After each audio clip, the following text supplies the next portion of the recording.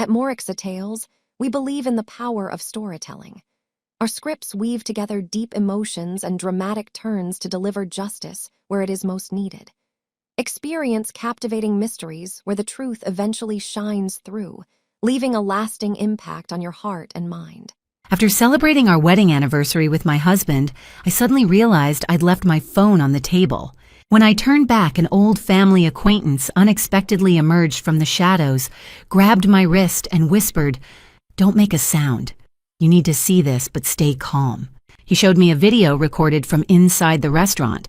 What appeared on the screen made me collapse, and at that moment, I knew my life would never be the same again.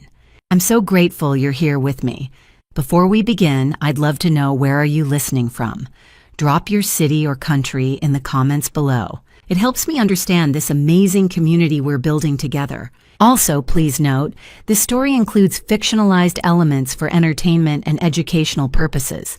Any resemblance to actual names or settings is coincidental, but the lessons I'm sharing, those are powerful and worth your time. That night, I didn't know that dinner with my husband would change my entire life. Grant had booked our table at the French Laundry 3 months in advance. October 14th, our wedding anniversary. 5 years. He'd smiled when he told me, his hand resting on my shoulder in that way that used to make me feel cherished, but lately felt more like a leash. The restaurant glowed amber in the Yountville dusk. Chandeliers hung low over white tablecloths, and I could hear the soft murmur of conversation, the clink of crystal. Grant held the door open for me, his navy suit crisp, his cologne expensive. He looked every bit the successful CFO of Morgan Heritage Wines, my winery. We were seated near the window. The server, a young woman named Emma, with a practiced smile, handed us the wine list. Grant ordered a 2015 Domaine de la Romanée Conti without consulting me. It arrived in a delicate decanter, ruby red, the kind of wine that cost more than most people's monthly rent. Emma poured a taste into Grant's glass first. He swirled it, inhaled deeply, nodded. Then she poured mine. I lifted the glass. The ritual was second nature: swirl, sniff, sip. The wine smelled fine cherry earth, a hint of tobacco, rich and complex, exactly as it should be. I took a sip. The tannins were smooth, the finish long and elegant. But as I swallowed, a wave of dizziness washed over me. The room tilted slightly, and I had to grip the edge of the table to steady myself. "Everything all right?" Grant asked. His voice was smooth, concerned, the perfect husband. "Just a little dizzy," I said, blinking hard. "I think I stood up too fast earlier." He reached across the table and took my hand. "You've been pushing yourself too hard, Izzy. The harvest, the board meetings. You need to rest." I pulled my hand back gently. "I'm fine." But I wasn't. My head felt heavy, my thoughts sluggish, like trying to walk through fog. Grant leaned forward, lowering his voice. "Actually, I wanted to talk to you about something." He pulled a folded document from his jacket pocket and slid it across the table. "Power of attorney. Just temporary. If something happens, if you get sick or need time off, I can handle things at the winery. Keep everything running smoothly." I stared at the paper. The words blurred together. "Grant, It's just a precaution." He said, his tone firmer now. "You've been forgetting things, missing meetings. Claire's been covering for you, but people are starting to notice." Claire, my sister. Had she really said that? I felt another wave of dizziness. The chandelier overhead seemed too bright. I'll think about it. We can sign it Monday," he said, folding the paper back into his pocket. No rush. But there was something in his eyes, something sharp beneath the concern, that made my stomach twist. Dinner passed in a haze. I barely touched the duck confit, the truffle risotto. Grant ate with calm efficiency, occasionally glancing at his phone. When the check came, he paid in cash, stood, and offered me his arm. "Let's get you home." We walked out into the cool night air. The parking lot was quiet, lit by soft yellow lamps. Grant kissed my forehead. "I'll bring the car around. Wait here." I nodded, watching him disappear between the rows of cars. And that's when I realized I'd left my phone on the table. I turned back toward the restaurant, my heels clicking on the pavement. But before I reached the door, a hand closed around my wrist. I spun, heart hammering. "Don't scream. Thomas Ashford."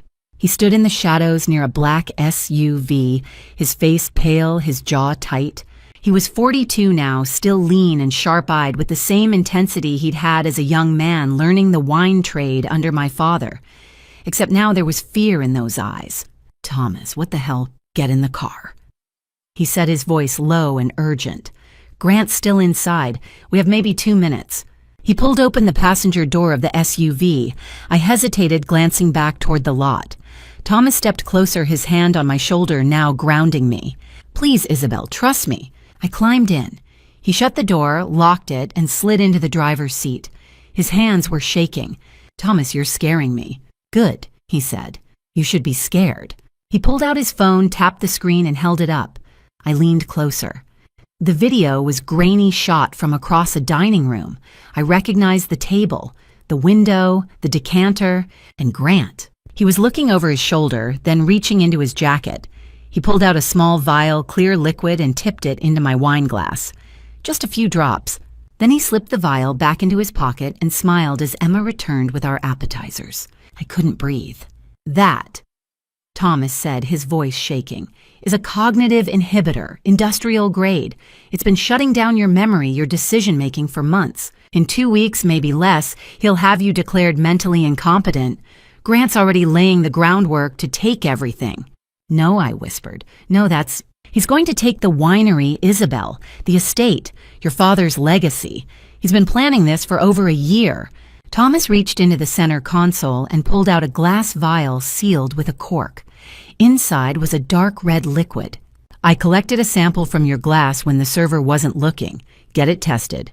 You'll see I'm not lying." I took the vial with trembling hands. My mind was spinning, grasping for logic, for denial. But then I thought about the past few weeks, the fog in my head, the meetings I'd missed, the moments I'd lost track of time, the power of attorney. "Why didn't you tell me sooner?" I asked, my voice breaking. "I only found out tonight," Thomas said. "I've been worried about you for a while. You stopped answering my texts. Claire said you weren't yourself, so I followed Grant. I know how that sounds, but I had to be sure." He looked at me, and for a moment I saw the young man who used to help my father in the cellars, who promised him he'd protect the vineyard no matter what. "I'm sorry," he whispered. "I'm so sorry." Headlights swept across the windshield. Grant's Mercedes pulled into view. "Go," Thomas said. "Act normal. Don't let him know. And for God's sake, don't sign anything." I nodded, slipping the vial into my purse. I climbed out of the SUV, legs unsteady, and walked toward Grant's car. He rolled down the window, smiling. "There you are. Thought you got lost." "Just needed some air," I said, sliding into the passenger seat. We drove home in silence. My hands gripped the vial in my purse, and as we pulled into the garage, a thought crept into my mind, a memory I'd buried. I'd forgotten about the investor meeting yesterday morning, the 3rd time this month. How had something so important just vanished from my mind? When Grant was finally asleep, I knew I couldn't wait until morning. I sat in the dark living room, listening to his breathing through the bedroom door upstairs. Steady, deep.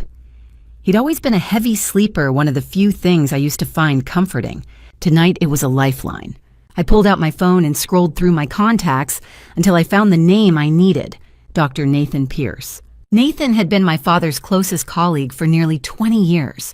He'd worked as an industrial chemist for Morgan Heritage Wines back when I was in high school, analyzing soil compounds, testing pesticide residues, ensuring every bottle we produced was pure. When my father died 7 years ago, Nathan had stood beside me at the funeral and promised he'd always be there if I needed him. I needed him now. I hit call. It rang 4 times, then a groggy voice answered. "Isabel." "Nathan," I whispered. "I'm sorry to call so late, but I need your help. It's urgent." There was a pause. Then his voice sharpened, fully awake. "What's wrong?" "I have a wine sample. I think it's been contaminated with something dangerous. I need you to test it tonight." "Tonight?" He hesitated. "Isabel, my lab is in the city. That's an hour's drive." "I know. I'm leaving now." Another pause. Then, "All right, I'll meet you there. Be careful." I hung up, grabbed my purse, and slipped out the side door into the garage. Grant's Mercedes sat in the center bay. My Audi was on the left. I climbed in, started the engine as quietly as I could, and backed out into the night. The road to San Francisco was empty at this hour. I drove fast, hands tight on the wheel, my mind racing faster than the car. What if Thomas was wrong? What if this was all a mistake? But I knew it wasn't. I'd seen the video. I'd felt the fog in my head, the gaps in my memory, the way Grant had smiled when he slid that power of attorney across the table. You've been forgetting things. I pressed harder on the gas. Nathan's lab was in a low-rise industrial building near the bay, tucked between a shipping warehouse and a defunct brewery. I pulled into the lot at 12:17 a.m. Nathan's gray pickup truck was already there, headlights off. He met me at the door, a tall, broad-shouldered man in his mid-40s with silver threading through his dark hair and wire-rimmed glasses perched on his nose. He looked older than I remembered, but his eyes were sharp and kind. Isabel. He pulled me into a quick hug. You look exhausted. I feel worse than I look. He unlocked the lab and flipped on the lights. The space was clean and clinical rows of steel workbenches, glass beakers, centrifuges, and a large gas chromatography mass spectrometry machine against the far wall. It hummed softly as Nathan powered it on. Show me the sample. I handed him the vial. He held it up to the light, frowning. Wine. Yes, from dinner tonight. I think my husband put something in it. Nathan's expression darkened. You think he poisoned you? I don't know what else to call it. He nodded once, all business now. Let's find out. He drew a sample into a syringe, injected it into the GCMS, and started the analysis. The machine beeped, and a chromatogram began to form on the monitor. This'll take about 2 hours for a full analysis, but I can run a preliminary toxicology screen in 30 minutes, Nathan said, pulling up a stool beside me. You want to tell me what's going on? I told him.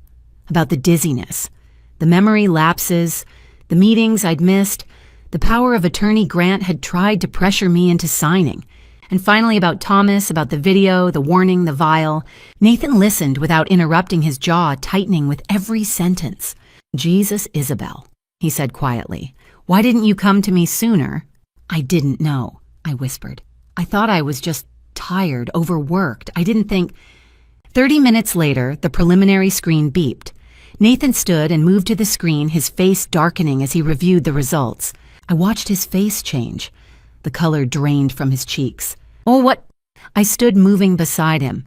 What is it? He pointed to a sharp, jagged peak on the chromatogram, an anomaly among the smooth curves of ethanol and tannins.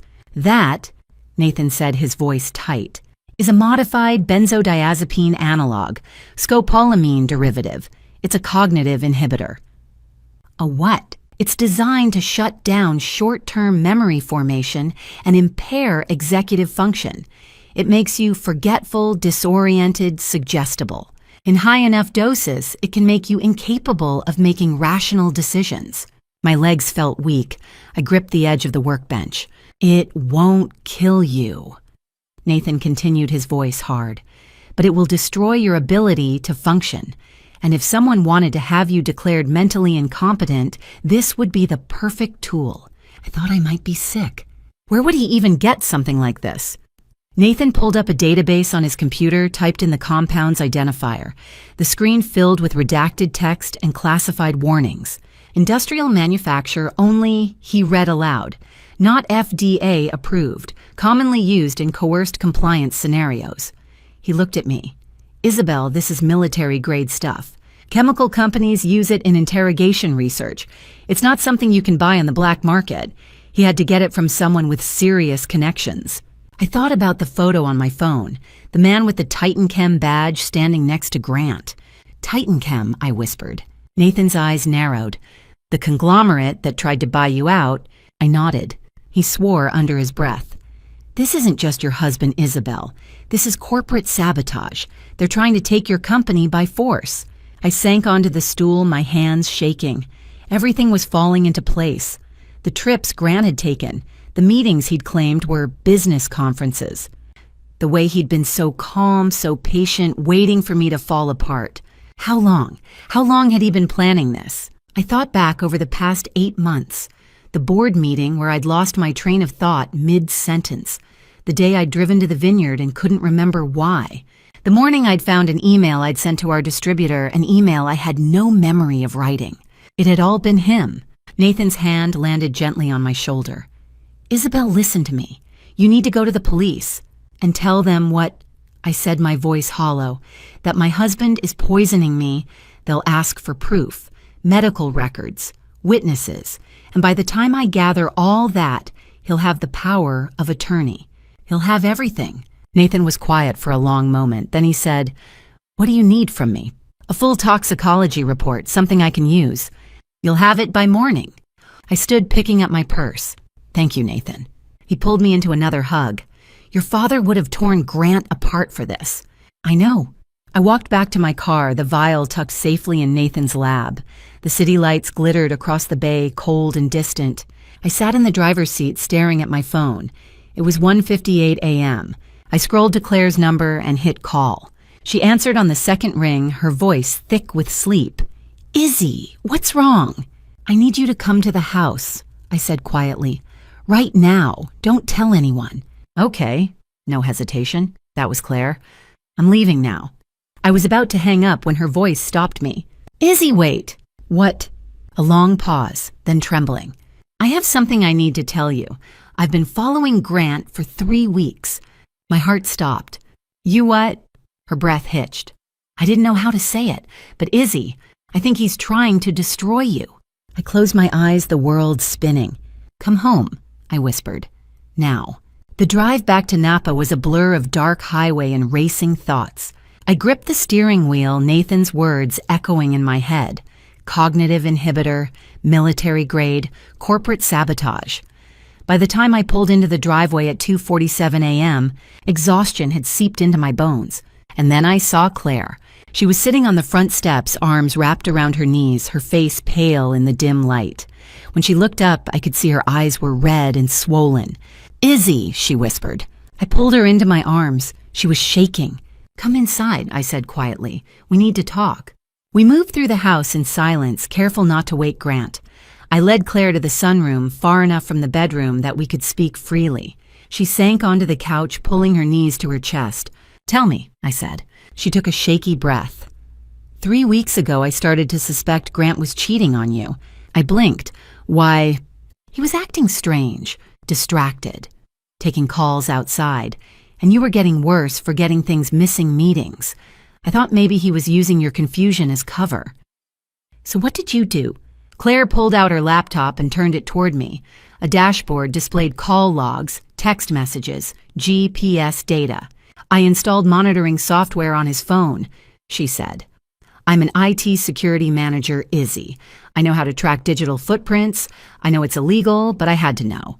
I stared at the screen, my pulse quickening. Dozens of calls and texts to one name, Veronica Kane. "Who is she?" "A corporate attorney." Claire set her jaw tight. "She works for Titanchem Industries, the same company that tried to buy you out 2 years ago." The name hit me like ice water. Titanchem, the company Nathan had mentioned, the company that manufactured the poison in my wine. "She's also Grant's mistress," Claire added quietly. The betrayal stung, but not as much as it should have. I wasn't sure I loved Grant anymore, but knowing he'd been planning this with someone else, someone from Titanchem, made it all the more calculated. "There's more," Claire said. She opened an email folder. "I hacked his account last week." The subject line made my blood run cold. Phase 2, psychiatric commitment. I leaned closer, scanning the emails. They were between Grant and someone named Dr. Lawrence Sutton, a psychiatrist I'd never heard of. They discussed establishing a medical record, documenting cognitive decline, and securing a conservatorship proceedings.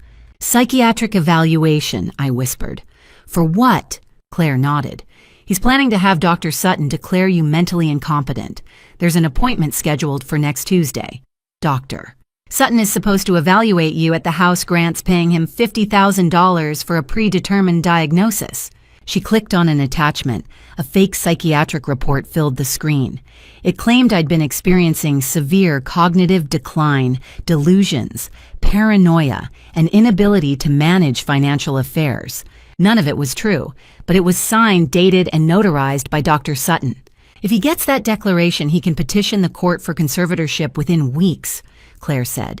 California probate code. He'd control everything. The winery, the estate, your medical decisions, everything. And with Dr. Sutton's fraudulent report, he'd probably win. I felt like the walls were closing in.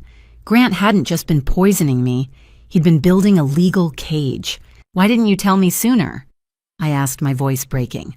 I was scared, she admitted. Scared you wouldn't believe me. Scared I didn't have enough proof. And honestly, Izzy, I didn't think he'd go this far. I thought he was just cheating. Maybe planning a divorce, but this... She gestured at the screen. This is insane. I looked at her. Really, looked at her. My baby's sister. 29 years old now, but in that moment she looked 12 again. Small and scared the way she'd been at our parents' funeral. I'd raised her. After Mom and Dad died in the car accident in 2005, I was only 20. But I dropped out of college, moved back home, and taken care of her. I'd been her sister, her mother, her protector. And now she was trying to protect me. We're going to stop him, Claire said, gripping my hand. I promise. I nodded, but my throat was tight. Grant had been planning this for months. He had lawyers, doctors, a chemical company backing him. What did I have, a vial of poisoned wine and a sister who'd hacked his email? There's one more thing, Claire said quietly. I looked up. Her face was pale. I found a company name in his financial records, Sullivan Holdings, LLC. It's registered in Delaware, a shell company. And Izzy, there's money in it. A lot of money. How much? $8.7 million. The number knocked the air from my lungs. From where? Morgan Heritage Wines, Claire said. He's been siphoning money for over a year. Small amounts at first, $50,000 here, $100,000 there. But it's accelerated in the past 3 months. He's moved over $2 million in that time alone. I felt like I was going to be sick. He's stealing from my company, I whispered. But how? I asked. I'm CEO. Every wire transfer over $50,000 requires my signature. Claire pulled up another document. He forged your signature. Look at this. She showed me a wire transfer authorization dated July 2022. My signature was at the bottom, but I'd never signed it. He scanned your signature from legitimate documents and pasted it onto these forms, Claire explained. Digital forgery. The bank never questioned it because the account credentials matched. He's been doing this for 18 months. And when he gets the power of attorney, he'll take the rest, Claire said. Titan Chems already offered him a buyout. Veronica sent him the contract last week, $42 million. He's planning to sell the winery, take the money, and leave you with nothing. I stood, my legs unsteady. Claire stood with me, gripping my arm. It was all there. The poison, the fake psychiatric report, the stolen money, the buyout. Grant wasn't just trying to take my company. He was trying to erase me. I looked out at the vineyard, the land my father had built from nothing. The sky was lightening in the east. Dawn was coming. What do we do? Claire asked. I turned to her, my jaw set. We fight, I said. First, we secure everything. Documents, passwords, company accounts. Then we find out exactly how deep this goes. Who else is involved? What Titan Chem really wants? And Grant. I looked back toward the house, toward the bedroom where my husband slept peacefully, unaware that his carefully constructed plan was about to unravel. We let him think he's winning, I said, until we're ready to take him down. Dawn had just broken when Claire sent me the encrypted file. I was sitting in my home office, the room still dim, my coffee untouched. Grant was still asleep upstairs. I'd spent the past 4 hours pretending to rest, but my mind had been racing. The email notification chimed softly. Encrypted file from Claire Morgan. Password DAD2005. My chest tightened. The year our father died. I entered the password. The file opened. Sullivan Holdings, LLC. Full financial records. My hands started to shake. The first document was a certificate of incorporation. Sullivan Holdings had been established in Delaware 18 months ago, April 2021. The sole owner, Grant Michael Sullivan. I scrolled through bank statements. Transaction after transaction stretching back over a year. Small transfers at first, $50,000 here, $75,000 there. Then larger amounts, $200,000, $500,000. By August of this year, the transfers had become massive, $1.2 million in a single week. Total moved $8.7 million, all of it traced back to Morgan Heritage Wines. I opened the next file: invoices, dozens of them all addressed to Sullivan Holdings. Consulting fees, market analysis, marketing expansion services, strategic advisory retainer. Every single one was fake. I'd never authorized any of these payments. I'd never even heard of half these vendors. Grant had created an entire shadow operation. He'd been siphoning money from my company for over a year, hiding it behind fabricated invoices and shell companies. I felt sick, but it got worse. The next folder contained emails between Grant and someone named Victor Brennan. The signature line identified him as CEO of Titan Chem Industries.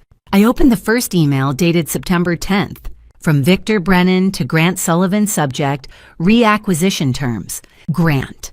Advance payment of $15 million has been wired to the escrow account as agreed with instructions to release funds to Sullivan Holdings upon your delivery of the Morgan proprietary formula. Remaining balance of $27 million will be transferred upon verification and execution of final sale agreement. Timeline is critical. Formula must be delivered no later than Friday, October 28th. Failure to meet this deadline will require full return of advance plus penalty of $5 million as stipulated in Section 7C. Confirm receipt and timeline compliance. VBA. I stared at the screen, my pulse hammering in my ears. $15 million. Grant had already received $15 million from Titan Chem as an advance on selling my company, a company he didn't own, a company he had no legal right to sell. I scrolled to Grant's reply. From Grant Sullivan to Victor Brennan, subject, reacquisition terms. Victor. Advance received and secured. Escrow agent has confirmed the $15 million deposit. I've submitted preliminary documentation to trigger the first stage release. Should have access to the funds within 48 hours once the formula is in hand. Timeline is tight, but achievable. Timeline is tight, but achievable. Working on final details to ensure smooth transition. Formula acquisition in progress. We'll have it secured within 2 weeks. G. I checked today's date, Saturday, October 15th. The deadline was Friday, October 28th. 13 days. If Grant didn't deliver the formula, my family's proprietary blend, the secret we'd guarded for 60 years, he'd have to return $15 million plus pay a $5 million penalty. $20 million. I opened the next document, a bank statement from a private account I'd never seen before. It showed a balance of negative $12 million, $12 million in debt.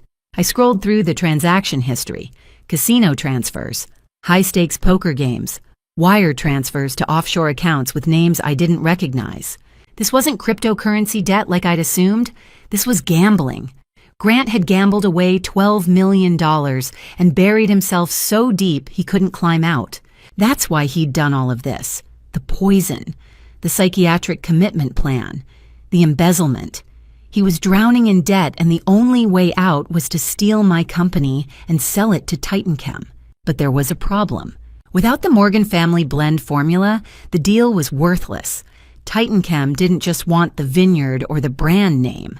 They wanted the formula, the exact ratios, aging techniques, and proprietary methods my father had spent decades perfecting. And Grant didn't have it. I was the only one who knew where it was. I scrolled to the final email in the folder. It was from Victor Brennan, dated 3 days ago. From Victor Brennan to Grant Sullivan.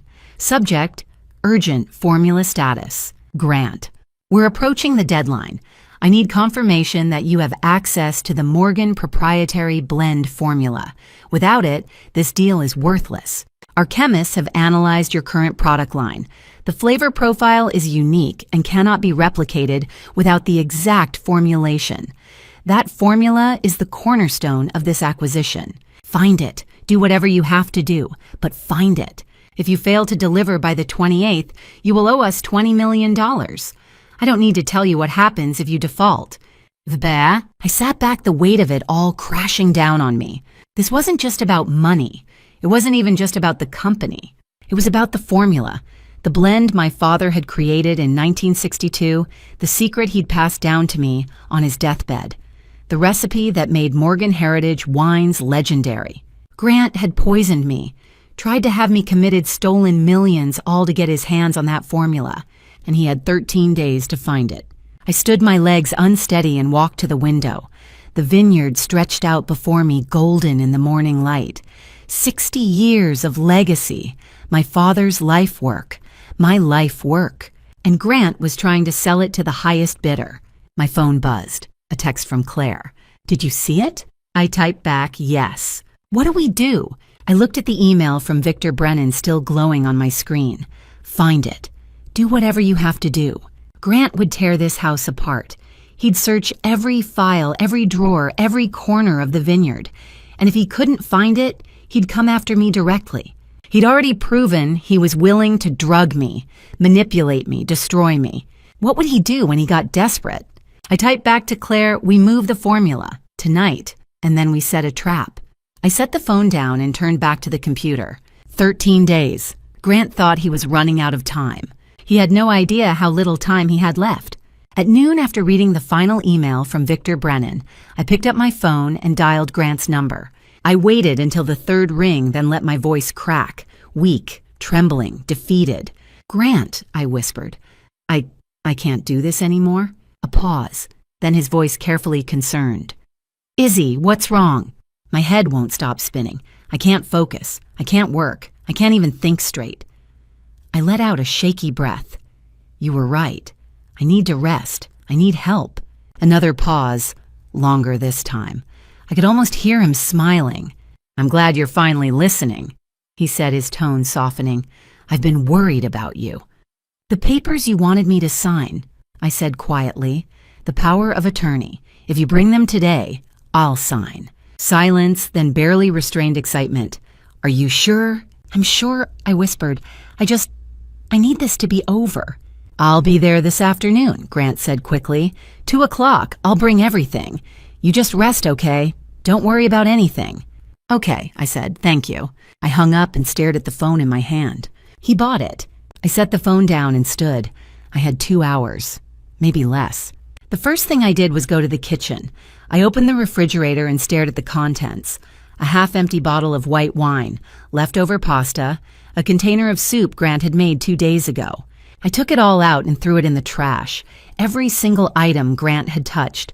I couldn't risk it. Then I went upstairs. Grant's side of the bedroom was meticulously organized. His closet hung with pressed suits. His dresser drawers were neat socks folded in perfect rows.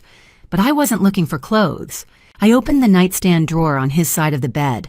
A charging cable, a book he'd never finished, a bottle of ibuprofen. Nothing. I moved to his dresser. Top drawer watches, cufflinks, a money clip. Second drawer workout clothes. Third drawer. I stopped. Tucked behind a stack of undershirts was a small plastic bag. Clear, sealed with a zip tie. Inside were 3 small glass vials. Empty. But when I held one up to the light, I could see a faint residue coating the inside, viscous, slightly yellow. My hands started to shake. I set the vial down carefully and pulled out my phone. I took a photo, then another, close up, from every angle. Then I kept searching. At the back of the bottom drawer, hidden beneath a folded sweater I'd never seen Grant wear, I found a small metal box. Locked. I grabbed a hairpin from my bathroom, jimmied the latch. It popped open. Inside were 6 more vials, full this time. Clear liquid, each sealed with a rubber stopper and labeled with a small white sticker. Titanchem Laboratories, sample number T47, cognitive modifier, scopolamine/benzodiazepine. Analog not for sale, authorized use only. I stared at the labels, my pulse roaring in my ears. This was it, the proof, the source. Grant had a stash of industrial-grade neurotoxin hidden in our bedroom. Enough to poison me for months. Enough to destroy my mind, my memory, my ability to think. I took photos of everything. The box, the vials, the labels, close-ups of the serial numbers and chemical names. Then I carefully closed the box and put it back exactly where I'd found it. I returned the empty vials to the plastic bag, resealed it, and slid it back behind the undershirts. He couldn't know I'd found them. Not yet. I went back downstairs and called Claire. She answered on the first ring. "Did you call him?" "He'll be here at 2, I said. "We have less than 2 hours. I need your help. Tell me what to do. First, I need you to come over now and install a hidden camera in the living room. Somewhere he won't see it. I need to be able to monitor what he does when I'm not in the room. For safety, I confirmed. And for evidence. If he does anything suspicious, searches for something, makes a call, I need it recorded. I can have it set up in 30 minutes, Claire said. What else? Second, I need you to back up everything from Grant's phone and laptop. Cloud storage, email, texts, call logs. Everything, before he has a chance to delete anything. I already started, Claire said. I have access to his iCloud account. I've been mirroring his data to an encrypted server since last night. I closed my eyes, relief flooding through me. You're a genius. Third, she prompted, I need you to call someone for me. A lawyer. Someone who specializes in corporate fraud and criminal defense. I don't care what it costs. I need someone I can trust. I know someone, Claire said. Sarah Mitchell. She handled a case for my company last year. Corporate espionage. She's ruthless. Call her, set up a meeting for tomorrow. Done. Anything else? I thought about Nathan. The toxicology report he'd promised me. The vials I'd just found. Call Dr. Nathan Pierce, I said. Tell him I found the source. Tell him I need him to testify as an expert witness if this goes to court. I'll call him as soon as we hang up. I exhaled slowly. Thank you, Claire. We're going to bury him, Izzy. I know. She paused. Are you scared being alone with him? I looked at the staircase at the bedroom where I'd just found enough poison to destroy me. Then I looked out at the vineyard, at the legacy my father had built. No, I said quietly. I'm done being scared. Good, I'll be there in 20 minutes. I hung up and walked to the bedroom. I changed into soft, loose clothing, a oversized sweater, leggings. I pulled my hair into a messy bun and avoided makeup. I needed to look exhausted, defeated, weak. I went back downstairs and sat on the couch, my phone in my lap. I pulled up the photos of the vials, the labels, the box. I sent them to Claire in an encrypted message. Then I sent copies to my personal cloud account. Then to Nathan. If something happened to me, the evidence would survive. At 1:45, Claire arrived. She slipped in through the side door carrying a small black bag. She didn't say a word. She just moved through the living room, installing a tiny camera behind a framed photo on the bookshelf. It was no bigger than a button, the lens almost invisible. She handed me her phone. Live feed. You can watch from anywhere. I nodded. Be careful, she whispered. I will. She left the way she came. I sat back down on the couch, adjusted my sweater, and waited. At exactly 2 p.m., I heard Grant's car pull into the driveway. I stood, smoothed my hair, and took a deep breath. The front door opened. Grant stepped inside, a bouquet of red roses in one hand and a thick manila envelope in the other. He smiled when he saw me, warm, concerned, loving. Izzy, he said softly, you look exhausted. I am, I whispered. He crossed the room and pulled me into a hug. The roses pressed against my back. The envelope crinkled between us. It's going to be okay, he murmured into my hair. I'm going to take care of everything. Over his shoulder, I could see the tiny red light of the hidden camera glowing softly in the dim room. I know you will, I said. I brought your favorite, Grant said, setting a white bakery box on the coffee table. He opened it carefully, revealing a perfect chocolate ganache cake with fresh raspberries on top. Chocolate ganache with raspberry. From that little place in Yountville you love. I forced a smile. You're so thoughtful. He cut a generous slice and slid it onto a small plate. Then he handed me a fork. Eat, he said gently. You need your strength. I looked down at the cake. It was beautiful, glossy, rich, the kind of dessert I used to love. But now, all I could see was poison. I picked up the fork and cut a small piece. I brought it to my lips, let the chocolate touch my tongue. Sweet, bitter, smooth. It's delicious, I whispered. Grant smiled. I'm glad. He watched me take another small bite, his eyes never leaving my face. I chewed, slowly swallowed, and set the fork down. I'm sorry, I said quietly. I think I need some water. Of course. He stood. I'll get you some. No, I said quickly. You've done so much already. I'll get it myself in a minute. You should use the restroom. You've been driving. Grant hesitated, then nodded. All right, I'll be right back. He walked upstairs to the second-floor bathroom, the one farthest from the living room. The moment I heard his footsteps on the stairs, I moved. I grabbed the plate, carried it to the powder room off the hallway, and dumped the entire slice into the toilet. I flushed. Then I scraped a small amount of the frosting from the edge of the plate into a tiny glass vial I'd hidden in my pocket. Evidence. I capped the vial, slipped it back into my pocket, and smeared frosting on my fingers and around my mouth. Then I walked back to the living room, set the empty plate on the table, and sat down. My heart was pounding. 30 seconds later, Grant came back downstairs. He glanced at the empty plate and smiled. "You finished it." "I was hungrier than I thought," I said, wiping my mouth with a napkin. "Good." He sat down beside me and pulled the manila envelope from his jacket. He opened it and spread the documents across the coffee table. "These are the papers I mentioned, the power of attorney. It's just temporary, 6 months renewable if needed. It gives me the authority to manage company finances, sign contracts, make decisions on your behalf." I stared at the pages. Legal jargon, lines for signatures, witness statements. 6 months, I repeated. "Just until you're feeling better," Grant said. "You'll still be the owner, Izzy. I'm just helping you manage things while you recover." I picked up the pen he offered. My hand was shaking, actually shaking from adrenaline and fear, but it looked perfect for the role I was playing. I leaned over the document, pressed the pen to the signature line, and then I jerked my hand. The pen skittered across the paper. My elbow knocked into the glass of water Grant had set on the table. It tipped, spilling across the documents. "Oh my God," I gasped, grabbing napkins. I'm so sorry. Grant stood quickly trying to blot the water, but it was too late. The ink had bled.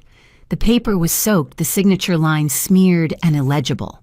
"I'm so sorry," I whispered again, my voice breaking.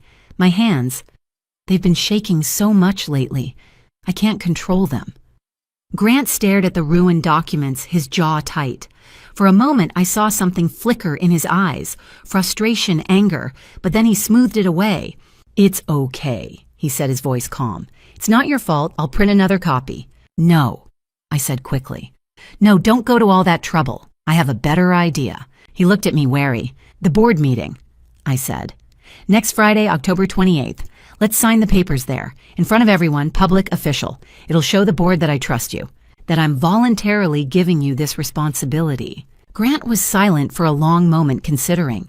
"It'll look better," I continued, "more legitimate, and it'll reassure everyone that this is the right decision." I could see him weighing it. The deadline was October 28th. If I signed that morning, he'd still have the rest of the day to finalize the deal with TitanChem. And signing in front of the board would give him cover. No one could accuse him of coercion if I did it publicly, willingly, in front of witnesses. "All right," he said finally. "Friday, October 28th. I'll arrange it." I nodded, relief flooding through me. "Thank you." Grant stood gathering the ruined documents and tucking them back into the envelope. He leaned down and kissed my forehead. "Get some rest," he said. "I'll see you Friday." "Okay." He picked up the bakery box still half full of cake and carried it to the kitchen. "I'll leave this in the fridge for you." "Thank you," I said again. He walked to the front door, paused, and looked back at me. "I love you, Izzy." "I love you too," I whispered. The door closed behind him. I sat frozen on the couch, listening to his footsteps on the driveway, the sound of his car door opening.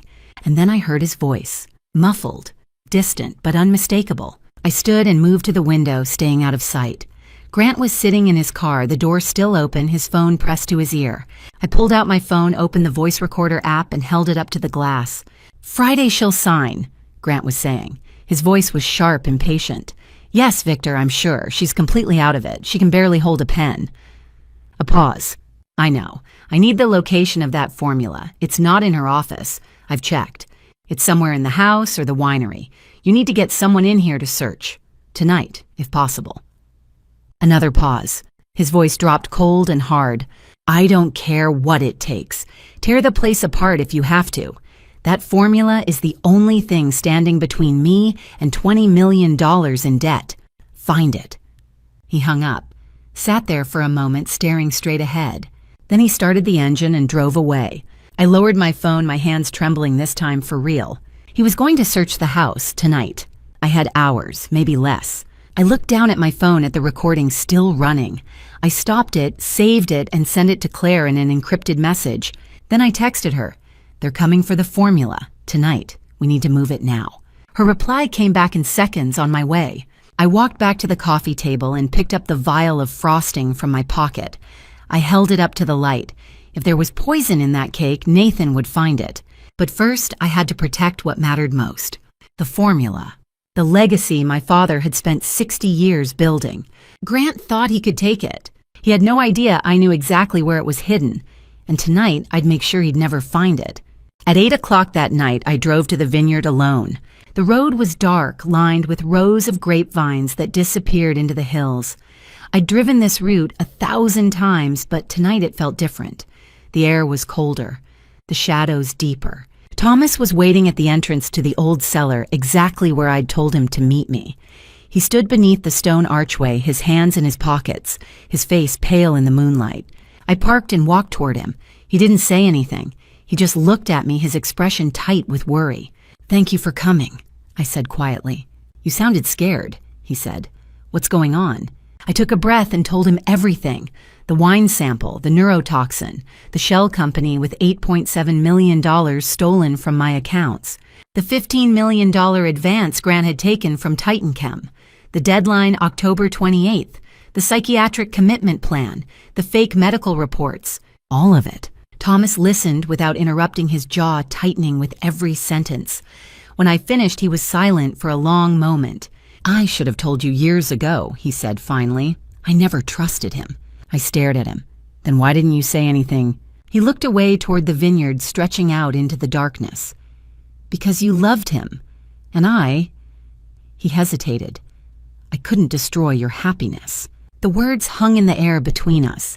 I'd always known Thomas cared about me, but hearing him say it, hearing the weight of all those years in his voice, made something shift inside me. "Thomas—" I started, but he shook his head. "Not now," he said quietly. "Right now we need to protect what your father built. That's what matters." I nodded, swallowing the lump in my throat. "Follow me," he said. He led me into the cellar. The main room was familiar rows of oak barrels, temperature-controlled storage bottles, aging on racks. But Thomas didn't stop there. He walked to the far wall where an antique wine cabinet stood against the stone. He reached behind one of the shelves and pressed something. I heard a soft click. The entire cabinet swung forward, revealing a narrow wooden door. I stared. "I didn't know this was here." "Your father didn't want many people to know," Thomas said. He pulled a key from his pocket and unlocked the door. It creaked open, revealing a set of stone steps leading down into darkness. Thomas flipped a switch. A single bare bulb flickered to life below. We descended. The air grew cooler with each step. The walls were rough stone, damp and cold. At the bottom, the stairs opened into a small chamber, maybe 20 feet across. The space was lined with wine racks, each one holding bottles covered in dust. Hundreds of them, maybe more. "This is the collection your father spent his life building," Thomas said. "Some of these bottles are over 60 years old, worth more than most people make in a lifetime." I walked slowly along the racks, my fingers brushing the glass. I recognized a few labels, rare vintages wines I'd only read about. And in the center of the room, sitting on a low stone pedestal, was a small iron lockbox. Thomas walked over to it, pulled out another key, and knelt down. He unlocked the box and lifted the lid. Inside was a single leather-bound journal, old, worn. The leather cracked and faded. He picked it up carefully, holding it like something sacred. "Your father gave this to me the day before he died," Thomas said quietly. "He told me to keep it with my life, and to never, never let it fall into the wrong hands." I took the journal from him, my hands trembling. The leather was soft beneath my fingers, the binding fragile. I opened it carefully. The first page was filled with my father's handwriting, neat, precise. The ink had faded to a soft brown. "Morgan Family Blend, proprietary formula." Below that, line after line of measurements, ratios, aging techniques, notes in the margins, diagrams of barrel placements, temperature curves, harvest dates going back decades. This was it, the formula, the secret that had made Morgan Heritage wines legendary. The thing Grant was willing to destroy me to get. I turned the page. More notes, more formulas. And then, at the top of the third page, a line of text that made my blood run cold. If you are reading this, someone has betrayed our family. Trust no one, not even those closest to you. I stopped breathing. What is it? Thomas asked. I showed him the page. He read it, his face going pale. He knew, I whispered. My father knew someone would try to take this. When did he write that? I flipped back to the first page. The date was written in the corner, March 12th, 2005. 1 week before he died. He knew, I said again, my voice shaking. He knew someone was coming for us, for the formula, for everything. Thomas took the journal from me, his hands steady, even though mine weren't. Then we do what he asked. We protect it. I nodded, but my mind was racing. My father had written that warning 22 years ago. Had he known about TitanChem? Had he suspected someone inside the company? Or had he suspected Grant? No, Grant and I hadn't even met in 2005. I was only 20 years old. So who had my father been warning me about? We need to move this, Thomas said, closing the journal. If Grant's planning to search your house tonight, he might come here next. Where can we take it? I know a place, Thomas said. A safe deposit box downtown. We can go now. I looked around the hidden vault one last time. All those bottles, all those years. My father's life's work. And this journal, the key to everything. Let's go, I said. Thomas locked the journal back in the iron box and carried it up the stairs. I followed, glancing back once at the rows of dusty bottles disappearing into shadow. At the top, Thomas closed the hidden door and reset the mechanism. The wine cabinet swung back into place, seamless. We walked out into the night. The vineyard was silent, the stars were bright overhead, and somewhere out there Grant was planning his next move. But now so was I. We walked to my car in silence. Thomas carried the iron box under his arm, holding it like something sacred. The night air was cold sharp in my lungs. The vineyard stretched out around us, rows of vines disappearing into darkness. I unlocked the car. We climbed in. But before I started the engine, I stopped. I need to see it, I said. Thomas looked at me. Now, I need to know what we're protecting, what my father thought was worth hiding for 17 years. He hesitated, then nodded. He set the box on his lap, unlocked it, and lifted out the leather journal. I turned on the overhead light. The small bulb cast a pale glow across the interior of the car.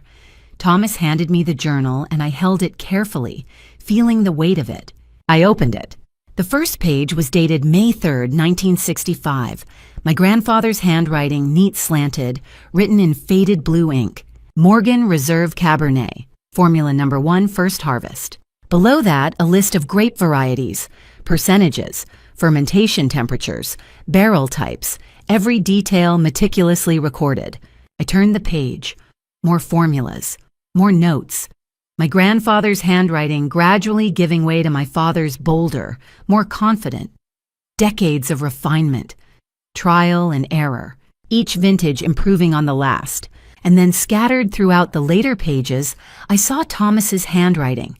Smaller, more precise, notes in the margins, adjustments to aging times, observations about temperature fluctuations. You've been adding to this, I said quietly. Your father asked me to, Thomas said. After he got sick, he wanted to make sure the knowledge didn't die with him. I kept reading. The formulas became more complex, the blends more intricate. And then I found it. Morgan Reserve Cabernet. Formula number 47, the masterpiece. Blend composition. Cabernet Sauvignon Oakville, Evie of 42%, Merlot, Alexander Valley 23%, Cabernet Franc Rutherford 15%, Petit Verdot Stags, Leap 10%, Malbec, Dry Creek Valley 7%, Petite Syrah, Howell, Mountain 2%, Syrah Sonoma Coast 1%, aging 54 months total, 18 months. French Oak Medium Toast, 12 months.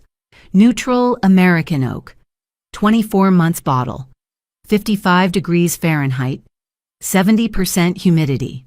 Note: the 1% Syrah is critical. Do not deviate. Even 0.5% will alter the profile. I stared at the page. This was it. The exact formula: 7 grape varieties from 3 regions, 54 months of aging, precise percentages down to the decimal. Without this, Titanchem couldn't reproduce our wine. This is what Victor Brennan wants, I whispered. Yes, Thomas said. Without it, their deal is worthless. I turned to the last page, and there, written in my father's handwriting, was a letter. My dearest Isabel, if you are reading this, it means I am gone. I have carried this family's legacy for 40 years, just as my father carried it before me. Now it is yours. Guard this journal with your life. These formulas represent 60 years of passion, sacrifice, and love. They are the soul of our family. Do not let greed destroy what love has built. I have entrusted this journal to Thomas Ashford. He has been my apprentice, my friend, and the son I never had. Trust him, Isabel. He loves this land as much as we do, and he will protect you when I cannot. You are stronger than you know, smarter than anyone gives you credit for, and you carry the Morgan blood, which means you will fight for what is yours. The wine will live on, even when we are dust. I love you, my girl. Dad. My vision blurred. I pressed the journal to my chest, tears streaming down my face. The car was silent except for my breathing. I'm sorry, Thomas said quietly. I know this is hard. I shook my head, unable to speak. I could feel the weight of my father's words pressing down on me. You will fight for what is yours. Thomas reached out his hand, resting gently on my shoulder. Your father knew you'd need someone to protect this, and to protect you. I looked up at him, wiping my eyes. Why did he trust you more than... I couldn't finish. More than Grant. Thomas was silent for a long moment. Then he said, because I've loved you since you were 17 years old, and he knew I would never betray you for money. I froze. The words hung in the air between us, impossibly heavy. What? I whispered. I shouldn't have said that, Thomas said quickly, looking away. Not now, not like this. Thomas, your father knew. He continued, his voice steady despite the emotion in his eyes. He knew how I felt, and he knew that's why I'd keep this journal safe. Not for the company, not for money, for you. And, I couldn't speak, couldn't move. 20 years. He'd loved me for 20 years. All those years I'd thought he was just loyal to my father's memory. All those times he'd helped me, advised me, stood by me, I'd thought it was duty. But it wasn't. I never said anything. Thomas went on, because you were happy. You loved Grant, and I couldn't destroy that. Even when I saw the cracks, even when I started to suspect something was wrong. You should have told me, I whispered. Would you have believed me? He asked gently. Or would you have thought I was jealous? Trying to sabotage your marriage? I didn't answer, because he was right. I wouldn't have believed him. Grant needs this formula, Thomas said, his voice hardening. Without it, his deal with Titanchem collapses. He'll owe them $20 million, and men like Victor Brennan don't forgive debts. I looked down at the journal in my hands. My father's legacy, my family's soul. Then we won't let him have it, I said, wiping the last of my tears away. We move everything. Tonight. The journal goes to the safe deposit box, Thomas said. But what about the wine in the vault? 500 bottles, some worth tens of thousands each. If Grant finds that cellar, we move the most valuable ones, I said. The ones he can't replace. We take them somewhere he'll never find. Where? I don't know yet, I admitted. But we'll figure it out. We have to. Thomas looked at me, and in the dim light of the car, I saw something I'd never seen before. Not my father's apprentice, not the winemaker who'd worked for our family for 20 years. I saw the man who'd loved me in silence, who'd protected me from the shadows, who'd waited. God waited for 15 years for me to see him. Isabel, he said softly. Not now, I said, but my voice was gentle. When this is over, when Grant is gone and the company is safe, then we'll talk. He nodded slowly. I can wait. I know, I said, and for the first time in days, I felt something other than fear. I felt hope. I closed the journal, placed it carefully back in the iron box, and started the engine. The headlights cut through the darkness as we pulled out of the vineyard. In the rearview mirror, I could see the rows of grapevines fading into the night. My father's legacy. My legacy. And I would fight for it with everything I had. Thomas made 3 phone calls. The first was to David Torres, head of security at Morgan Heritage Wines. I sat beside him in the car listening as he explained in low, measured tones. We're moving the reserve collection to a secure location, under Mrs. Morgan's direct orders, classified. There was a pause. Then David's voice crackled through the speaker. Understood. We follow her orders. I'll need 5 of your most trusted men, Thomas said. No one talks, not even to Grant Sullivan. Especially not to Grant Sullivan, David said quietly. I'll have the team ready by 2200 hours. The second call was to a private storage facility 50 miles north, a climate-controlled vault used by collectors and auction houses. Thomas spoke briefly, confirmed the reservation, and hung up. The third call was to Claire. We're moving the wine tonight, Thomas said. Can you handle the security system? Already on it, Claire said. I could hear the rapid clicking of keys in the background. I've been prepping since this morning. Grant's remote access will be suspended at 2000 hours. He'll get an automated email about monthly system maintenance. I backdated the calendar entry 3 weeks ago. He won't suspect anything. What about alerts on his phone? I asked. I'm suspending his account on the back end, Claire said. The app will load, but no notifications will come through. As far as he's concerned, everything's normal. Where is he now? Thomas asked. Hang on. More clicking. GPS puts him at Veronica Kane's apartment in San Francisco. He posted an Instagram story 20 minutes ago, champagne dim lighting, very cozy. He's not going anywhere tonight. I felt a flicker of disgust. While I was fighting to save my father's legacy, Grant was celebrating with his mistress. Perfect, I said. Let's move. At 10 o'clock that night, a single 18-wheeler pulled up to the rear entrance of the winery, headlights off, engine running low. David Torres climbed out of the cab, followed by 5 men in black security uniforms. No logos, no identification, just flashlights and radios. Thomas and I met them at the door. Mrs. Morgan, David said, nodding respectfully. He was in his mid-50s, broad-shouldered with gray threading through his dark hair. He'd worked for my father for 20 years. We're ready when you are. Thank you, David, I said. No one can know about this, not until Friday. Understood. Thomas led them through the main cellar and into the hidden vault. The wine cabinet swung open, revealing the narrow door. We descended into the cool stone chamber, the bare bulb flickering to life overhead. David let out a low whistle. I've worked here 2 decades and never knew this existed. That was the point, I said. The shelves were lined with 500 bottles, some covered in decades of dust, others carefully wrapped in tissue. Rare vintages, limited releases, wines my father had collected over 40 years, worth $45 million, and every single one was about to disappear. We moved them carefully, Thomas said. Temperature-controlled crates, no jostling. These bottles are irreplaceable. David's team got to work. They carried padded crates down the stairs, packing each bottle with foam inserts and shock-absorbent lining. It was slow, meticulous work.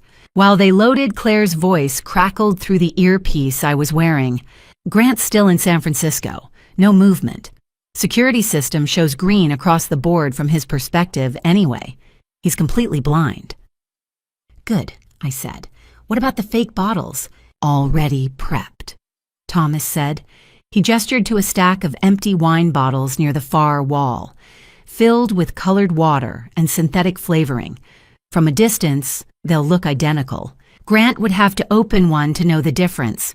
And why would he open them? David asked, sealing another crate.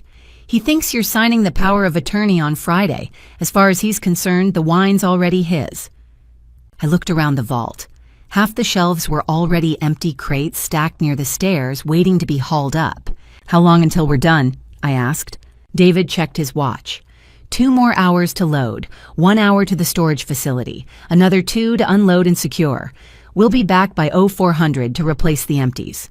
And the journal? I asked, turning to Claire through the earpiece. Already scanned, she said. Every page. High-resolution images backed up on 3 encrypted cloud servers.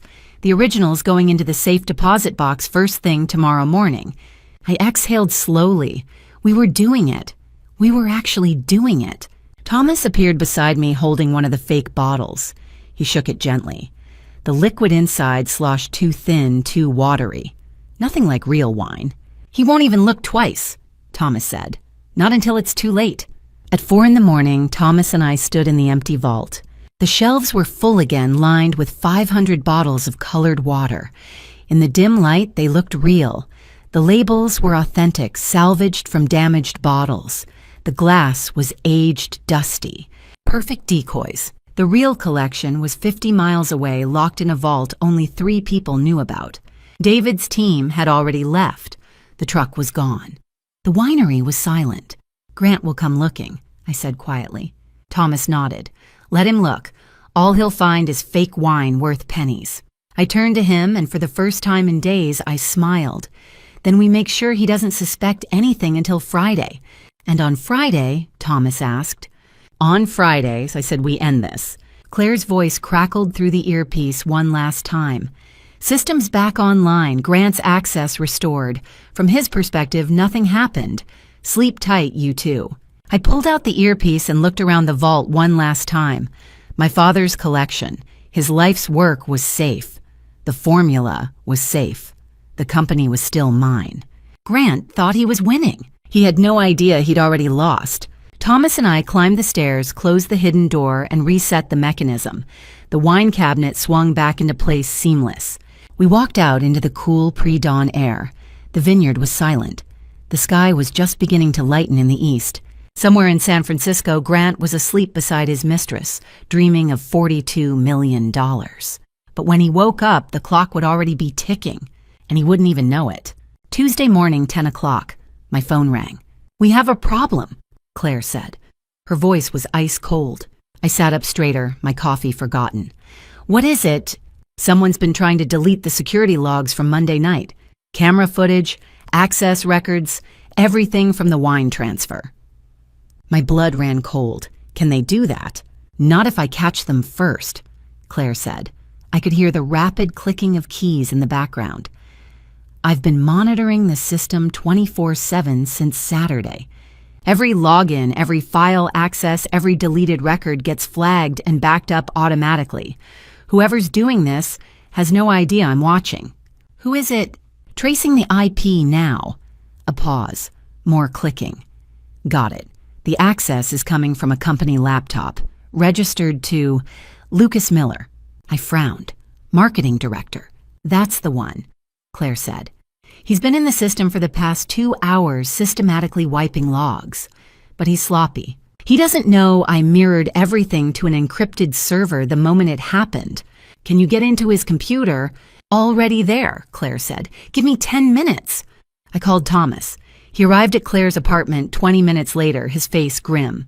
Claire's living room had been transformed into a command center. 3 monitors glowed on her desk, each displaying streams of code security footage and file directories. She didn't look up when we walked in. "Talk to me," I said. Claire pulled up a window on the center monitor. Lucas Miller, 36 years old, hired 2 years ago as marketing director, degree from UC Davis, references checked out, background clean. She clicked to another window, except it's all fake. I leaned closer. On the screen was a scanned image of a birth certificate. Name Lucas Michael Grant, born April 14th, 1986, mother Sarah Miller Grant, father Daniel Grant. His real name is Lucas Grant, Claire said. He's been using his mother's maiden name Miller to hide the connection to what Thomas asked. Claire pulled up a family tree diagram.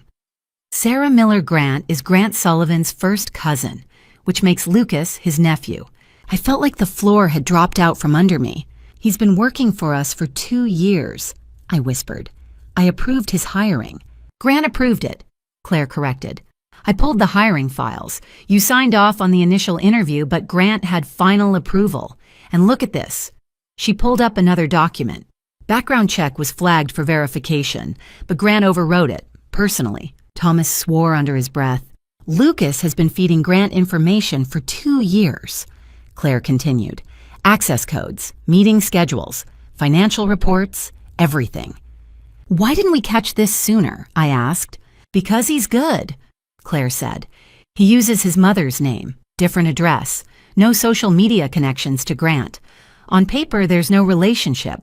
You'd have to dig into birth records and family trees to find it, which I just did. She opened another window. And here's where it gets worse. It was an email thread. The interface looked different from our company system encrypted minimalist. From l.grant.secure@protonmail.com to g.sullivan.private@protonmail.com.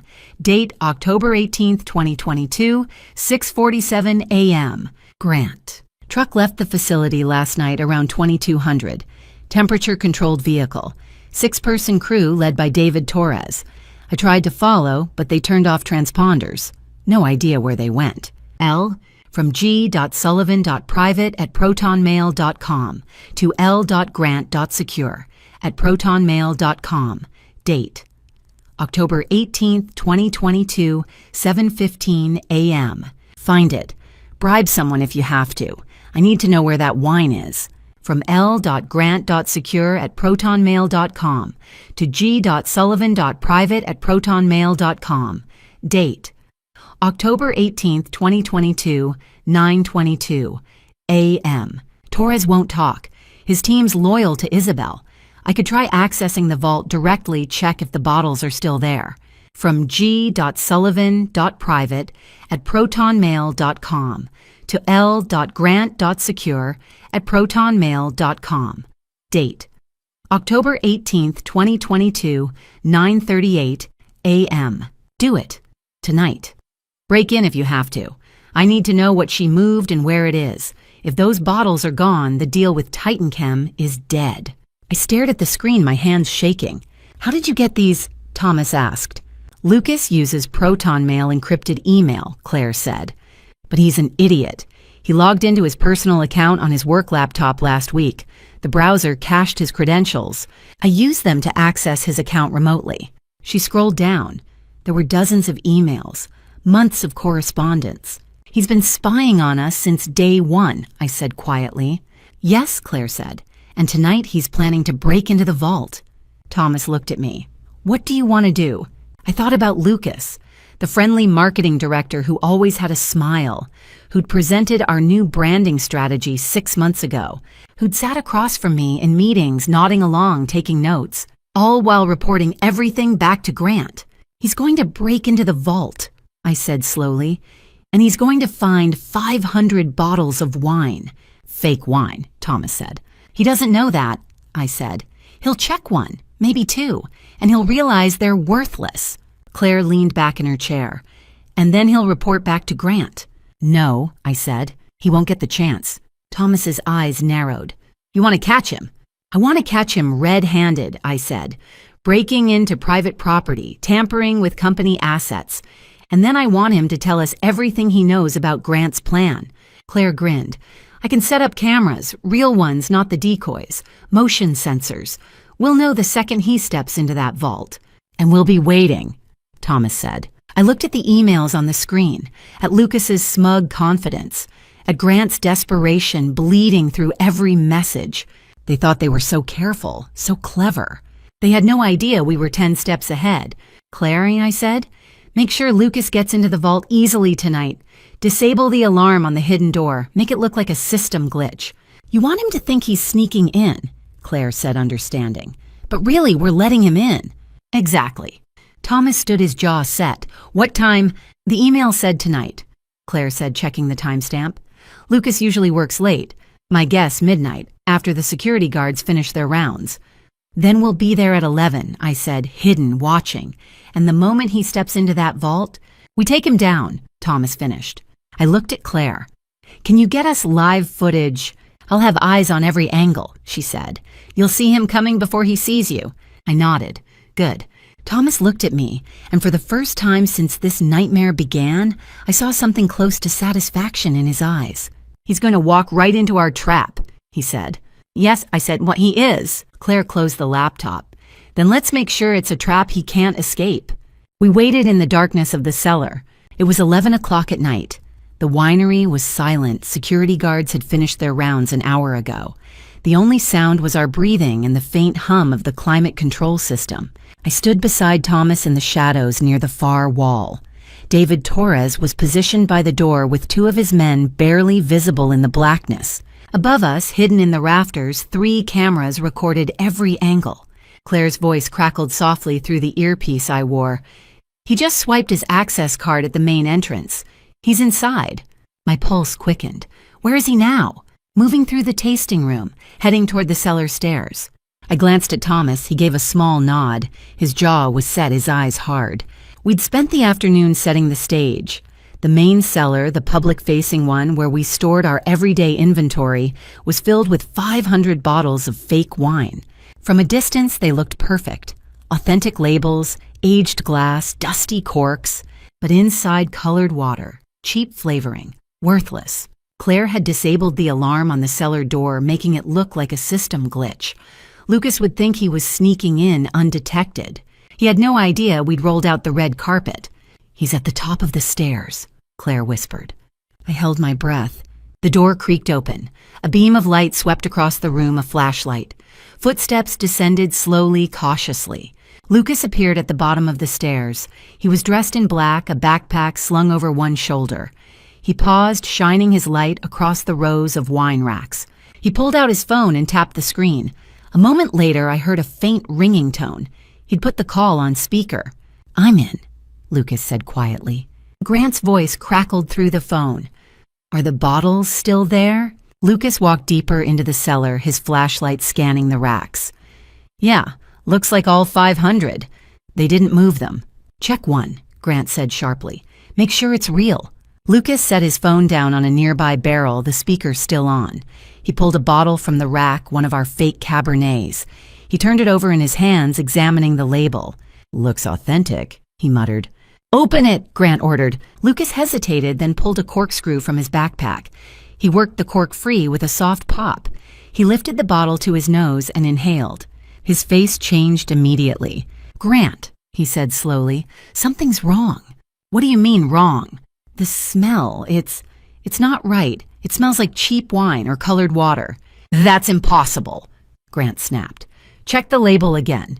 Lucas held his flashlight closer to the bottle. "It looks real, but the wine inside—" Thomas stepped out of the shadows and flipped the light switch. The cellar flooded with bright fluorescent light.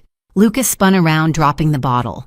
It shattered on the stone floor, fake wine spreading in a dark pool. "Because it is real," Thomas said calmly. "The bottle, anyway. The wine inside is fake." Lucas froze his eyes wide. David Torres stepped forward, flanked by his 2 men. They blocked the stairs. There was nowhere to run. "What the—" Lucas started, but his voice died when he saw me. I walked out of the shadows, my arms crossed. "Hello, Lucas." His face went pale. Grant's voice crackled from the phone on the barrel. "Lucas! What's going on, Lucas?" Thomas picked up the phone and held it to his ear. "Hello, Grant. This is Thomas Ashford. We know everything." The line went dead instantly. Thomas set the phone down and looked at Lucas. "You want to tell us what you're doing here, or should we just call the police now?" Lucas's hands were shaking. He glanced at David, at the 2 guards, at me. I was just breaking and entering," David said flatly. "Corporate espionage, attempted theft. Should I keep going?" Lucas sank onto a crate, his head in his hands. "I'm sorry. God, I'm so sorry." "Sorry doesn't cut it," I said coldly.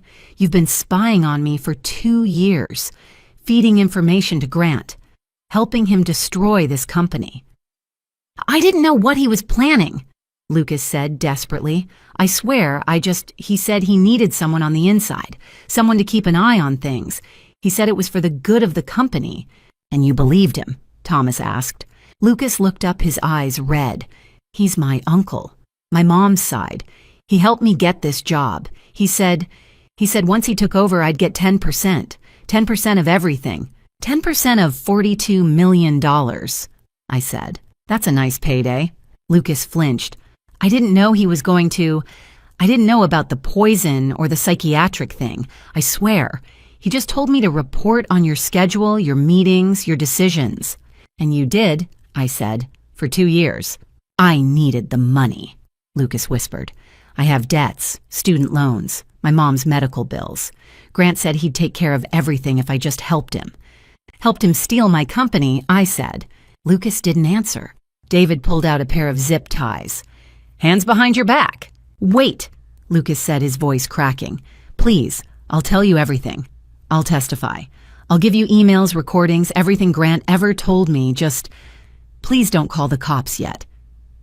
I looked at Thomas. He raised an eyebrow. "Talk," I said. Lucas took a shaky breath. "Grant hired me 2 years ago. I applied under my mom's maiden name, Miller, so you wouldn't know we were related. He bypassed the background check, got me through HR. My job was to feed him information, company finances, board meeting notes, your personal schedule." "What else?" Thomas asked. "He had me create fake marketing campaigns, expenses that didn't exist, invoices from shell companies. I helped him move money out of the company without anyone noticing." "How much?" I demanded. "I don't know. Millions.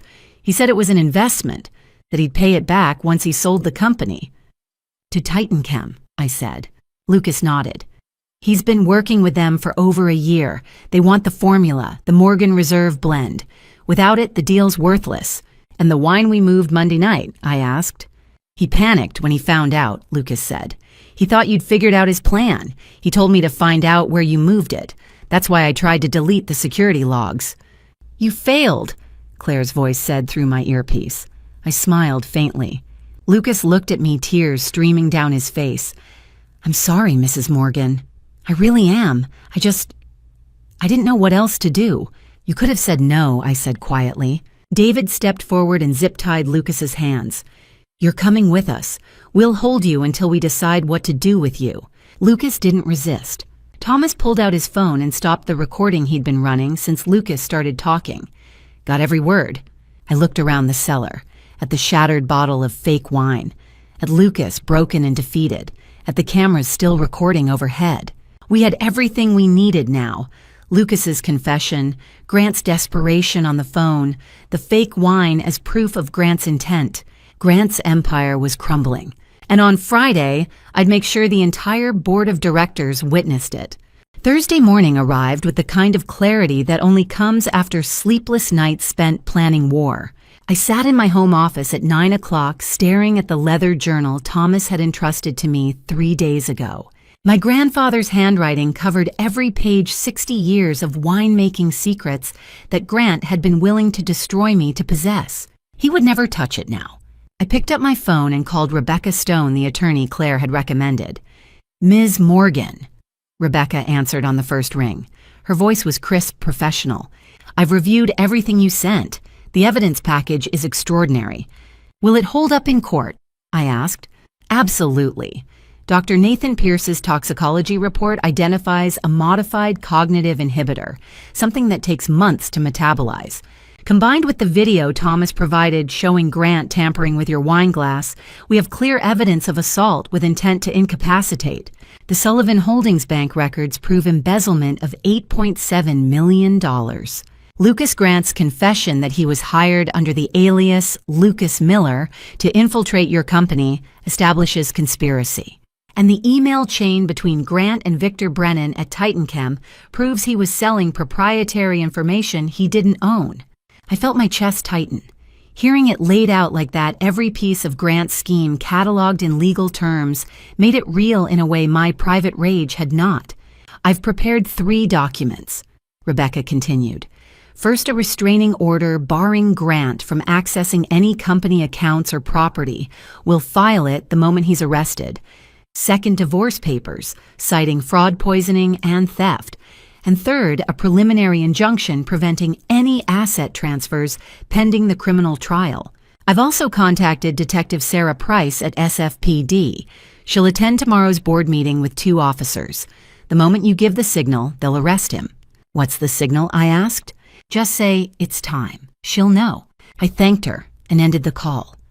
My hands were shaking, not from fear, but from the sheer weight of what I was about to do.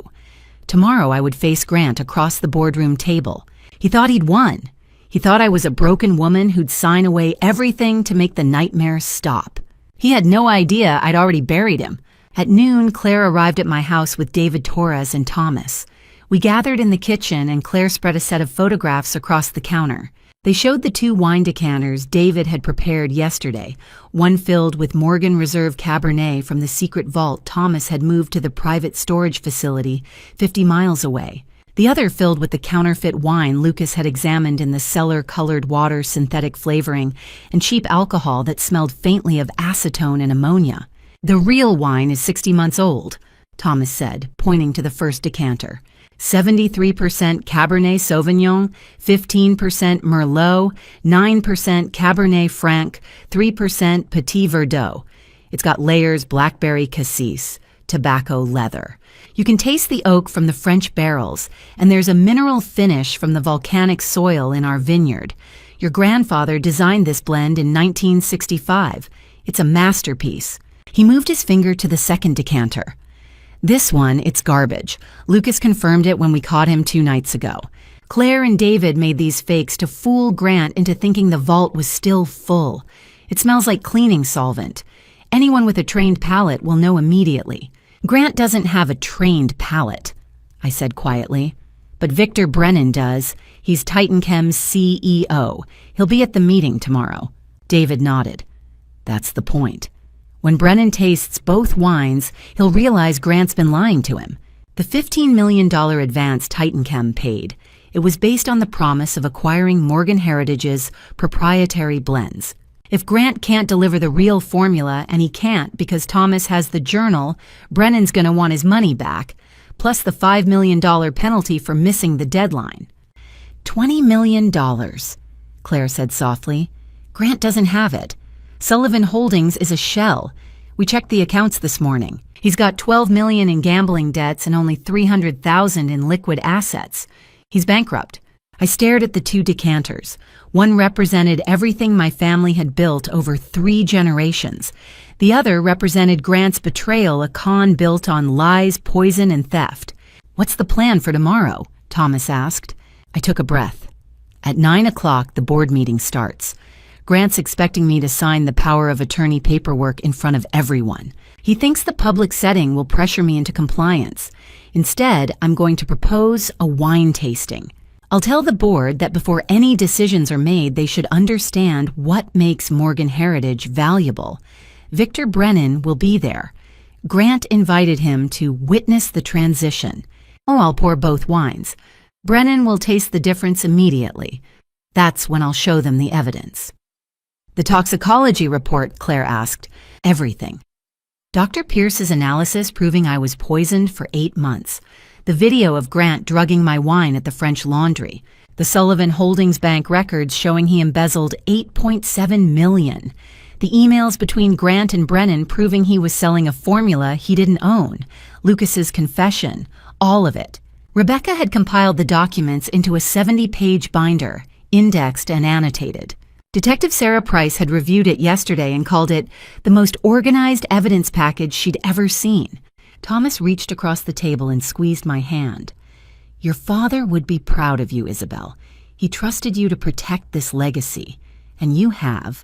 I looked at him, this man who'd loved me in silence for 15 years, who'd risked everything to warn me, who'd kept my family's secrets safe. "I couldn't have done this without you." David cleared his throat. "We should load the decanters into your car now. Keep them in a cooler with ice packs. You want the wine at 58 degrees tomorrow, ideal tasting temperature." We spent the next hour preparing. David wrapped both decanters in foam padding and placed them in a climate-controlled cooler. Claire printed extra copies of the evidence binder. Thomas gave me the leather journal, my grandfather's original, with every formula handwritten in fading ink. "Don't bring this to the meeting," Thomas warned. "Leave it in your car. If things go wrong, Grant can't get his hands on it." I nodded. The journal would stay locked in my trunk. Grant would never see it. At 3 o'clock, Detective Sarah Price arrived. She was in her mid-40s with short gray hair and sharp brown eyes. She wore a navy blazer and carried a leather portfolio. "Ms. Morgan," she said, shaking my hand. "I've reviewed your evidence. I'll be in the boardroom with 2 officers. We'll position ourselves near the back. The moment you say, 'It's time,' we move." "What charges?" I asked.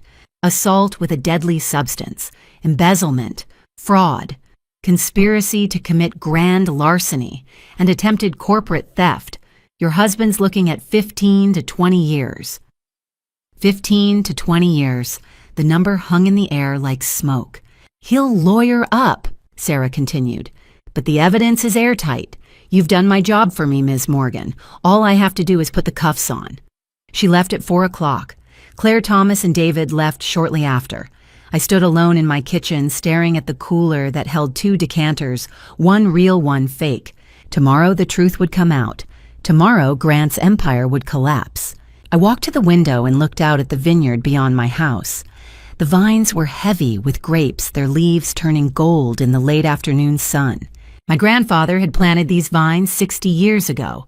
My father had tended them for 30, and I had spent the last 15 years turning their fruit into wine that people around the world cherished. Grant had tried to take it all. Tomorrow I would make sure he lost everything. I picked up my phone and texted Claire ready. She replied immediately. See you at 8:45 tomorrow. We've got this. I set the phone down and closed my eyes. In 16 hours, I would walk into that boardroom. In 16 hours, I would face the man who'd poisoned me, stolen from me, and tried to erase me. In 16 hours, I would win. Before I reveal what happened in that boardroom, the moment I finally confronted Grant face to face, I need to know you're still with me. Comment the number 13 if you've made it this far. Let's see how many of you are ready for the truth. And please note the following scenes include dramatized elements for storytelling purposes. Some details have been adapted for clarity and impact. If this isn't for you, feel free to pause here. At 9:50 Friday morning, I walked into the Morgan Heritage boardroom. Grant was already there. So were Victor Brennan and 4 Titan Chem executives. I wore a wine-red power suit tailored sharp commanding. My hair was styled, my makeup flawless. I carried a small insulated case containing 2 decanters, both covered with black cloth. I'd spent 16 hours preparing for this moment. Now it was time. Grant's face cycled through 3 emotions in 2 seconds: shock, panic, confusion. He'd expected a broken woman in a cardigan. Not this. Isabel, he said, standing quickly. You look very well. I'm glad you're feeling better. I smiled coldly. I feel clearer than I have in months. Shall we begin? I walked to the head of the table, the CEO's seat, and set the case down. Grant's eyes followed me. Victor Brennan sat across from him, a heavy-set man in his late 50s, with thinning silver hair and cold eyes like a dead fish. Next to Victor sat 4 executives, the CFO, a thin woman with wire-rimmed glasses, the COO, a broad-shouldered man with a military bearing, the head of mergers and acquisitions, a younger guy in an expensive suit, and Veronica Kane, Titan Chem's general counsel, who I recognized from Claire's research. Veronica wore a sleek black pantsuit and a smile that said she thought this meeting was already won. I sat down. Grant hovered near his chair, uncertain. Actually, Grant said, I thought we'd sign the paperwork first, and then, before we sign anything, gentlemen, I interrupted. I have a proposal. Victor's eyebrows rose. Mrs. Sullivan, we're on a tight schedule.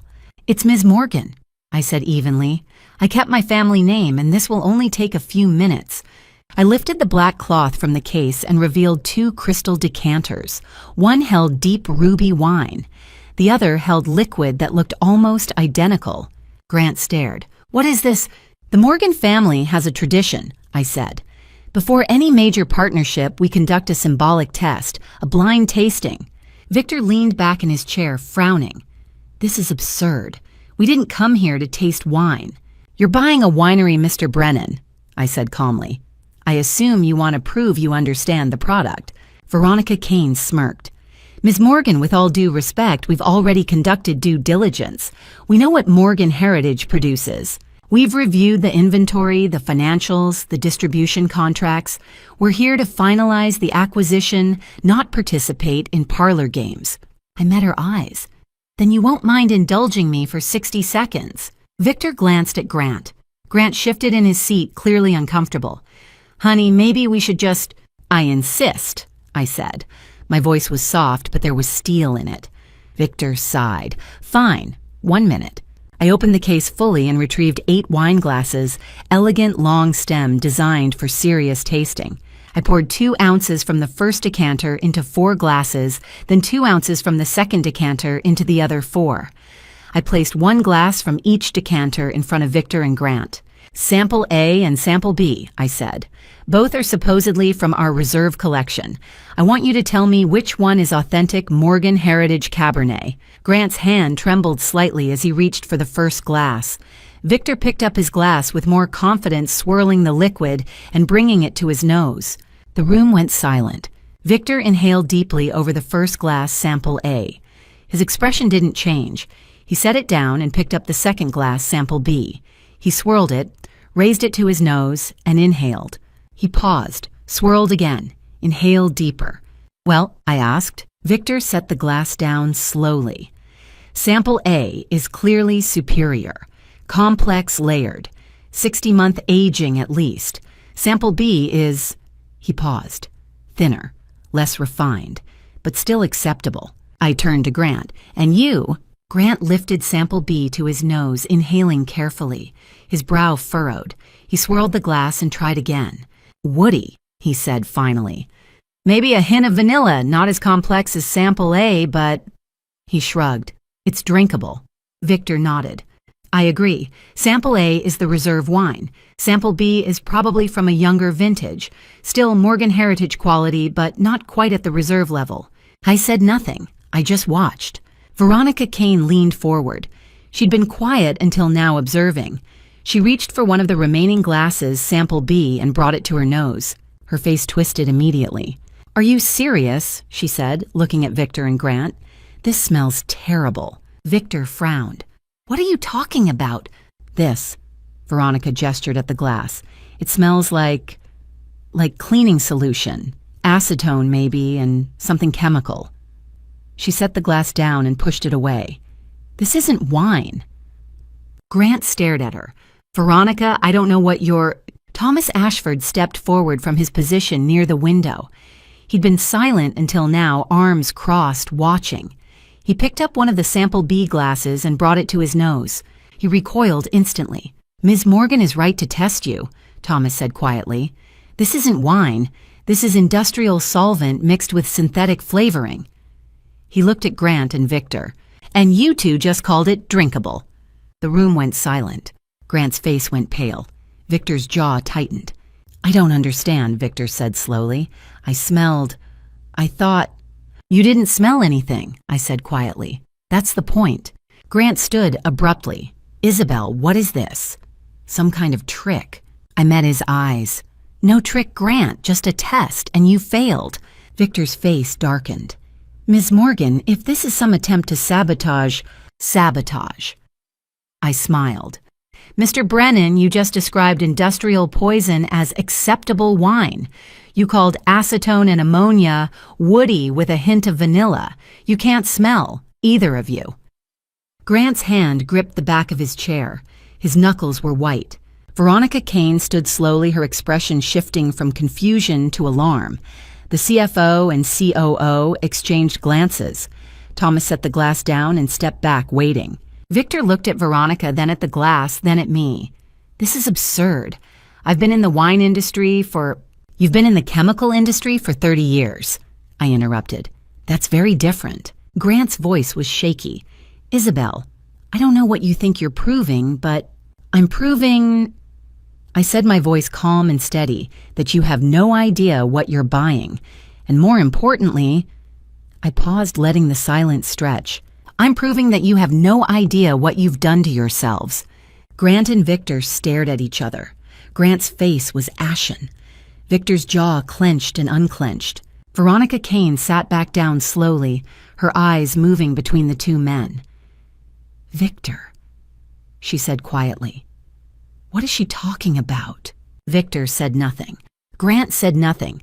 The room was absolutely silent. I folded my hands on the table and smiled.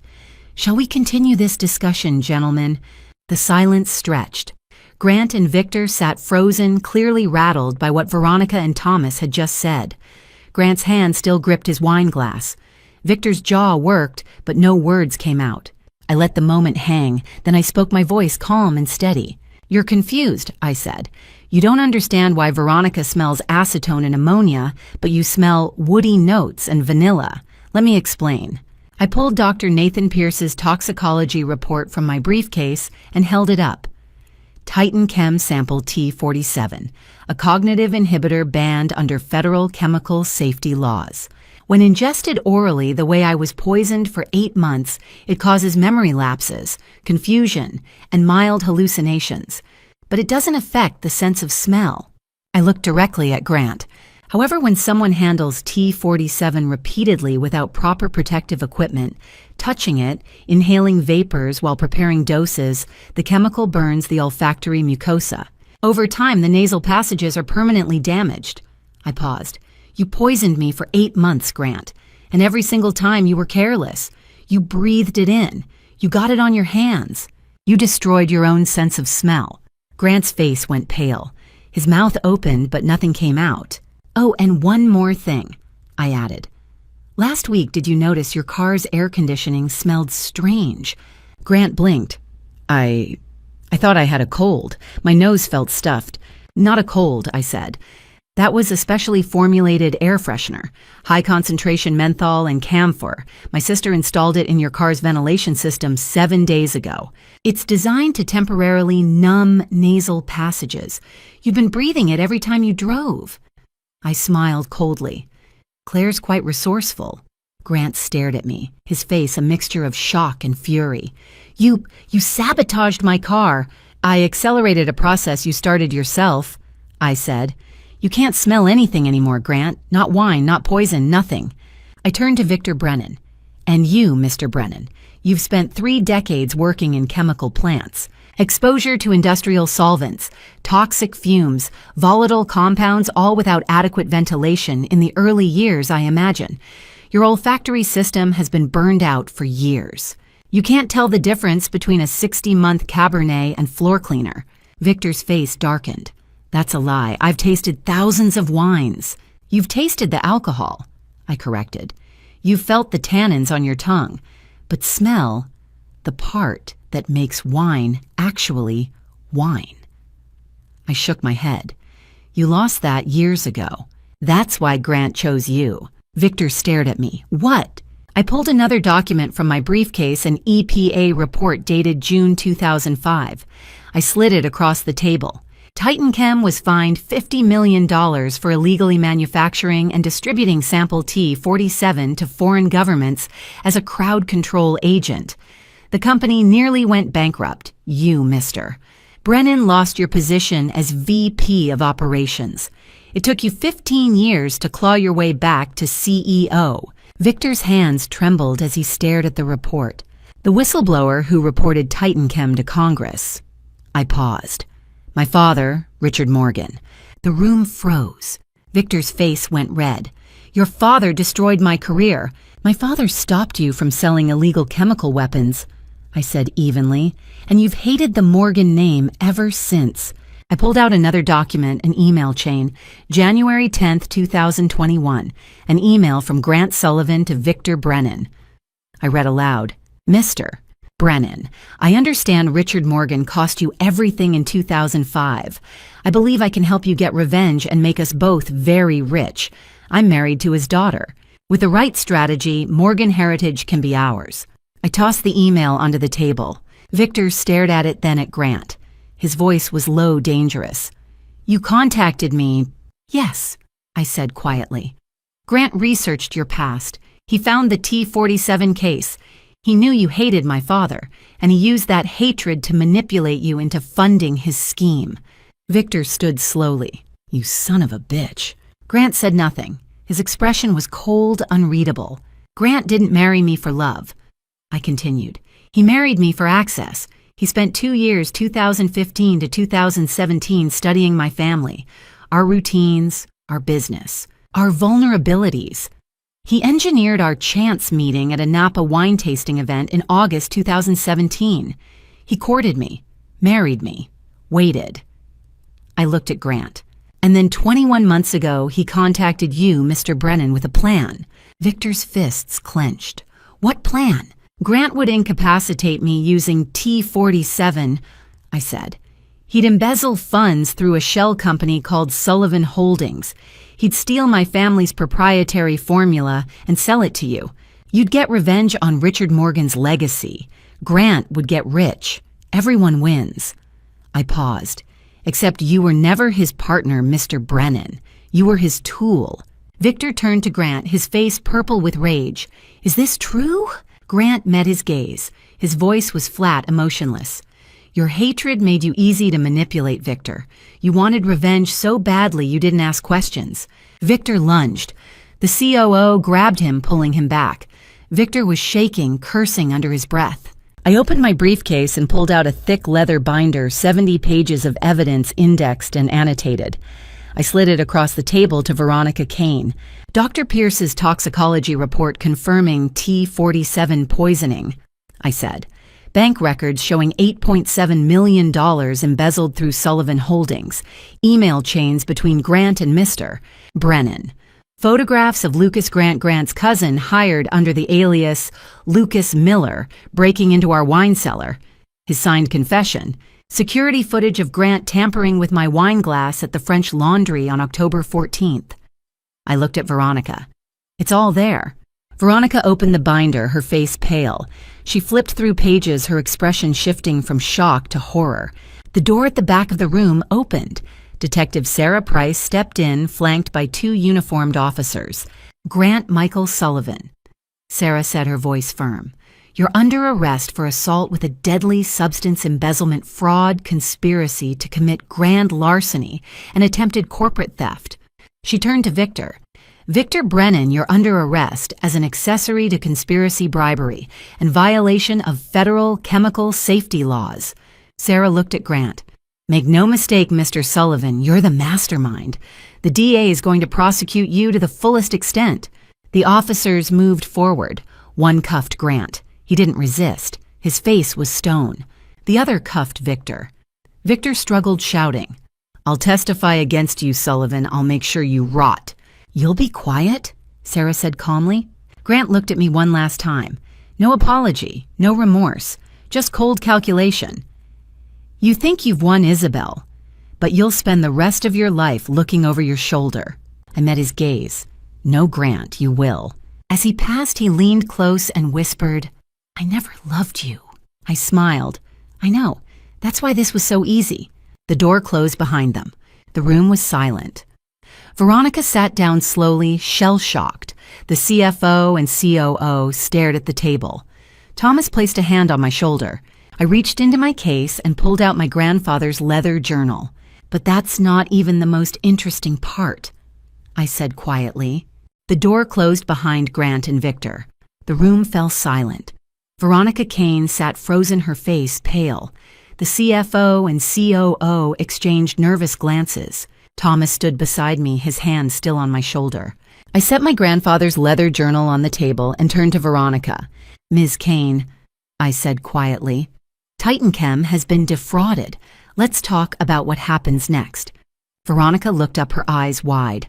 Ms. Morgan, we had no idea Grant was poisoning you. The board believed this was legitimate. I'm sure you did, I said.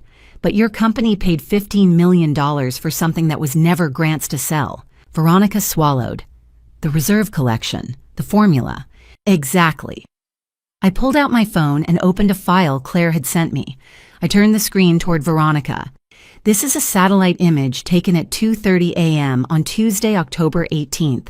See that truck? Veronica leaned forward. A large climate-controlled 18-wheeler was parked outside the Morgan Heritage Wine Cellar. That's a Sentinel security transport, I said. Monday night, Thomas and I moved the entire reserve collection, 500 bottles worth $45 million, to a private facility 50 miles from here. Armed guards, biometric locks. Every bottle cataloged and secured. The CFO spoke, a thin woman in her 40s with wire-rimmed glasses. You moved it before the acquisition. I moved it before Grant could steal it, I corrected. What's in the cellar now? Colored water in pretty bottles, fake labels, synthetic flavoring that smells like acetone. I looked at Veronica. That's what you were buying, garbage. Veronica's hands trembled.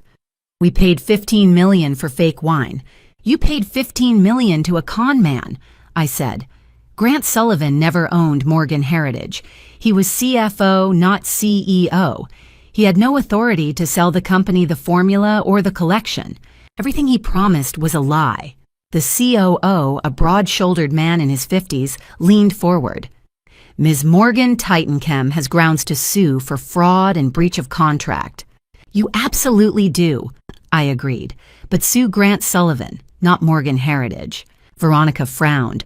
What do you mean? Titanchem entered this agreement in good faith. You were deceived. I understand that, but Morgan Heritage was also a victim.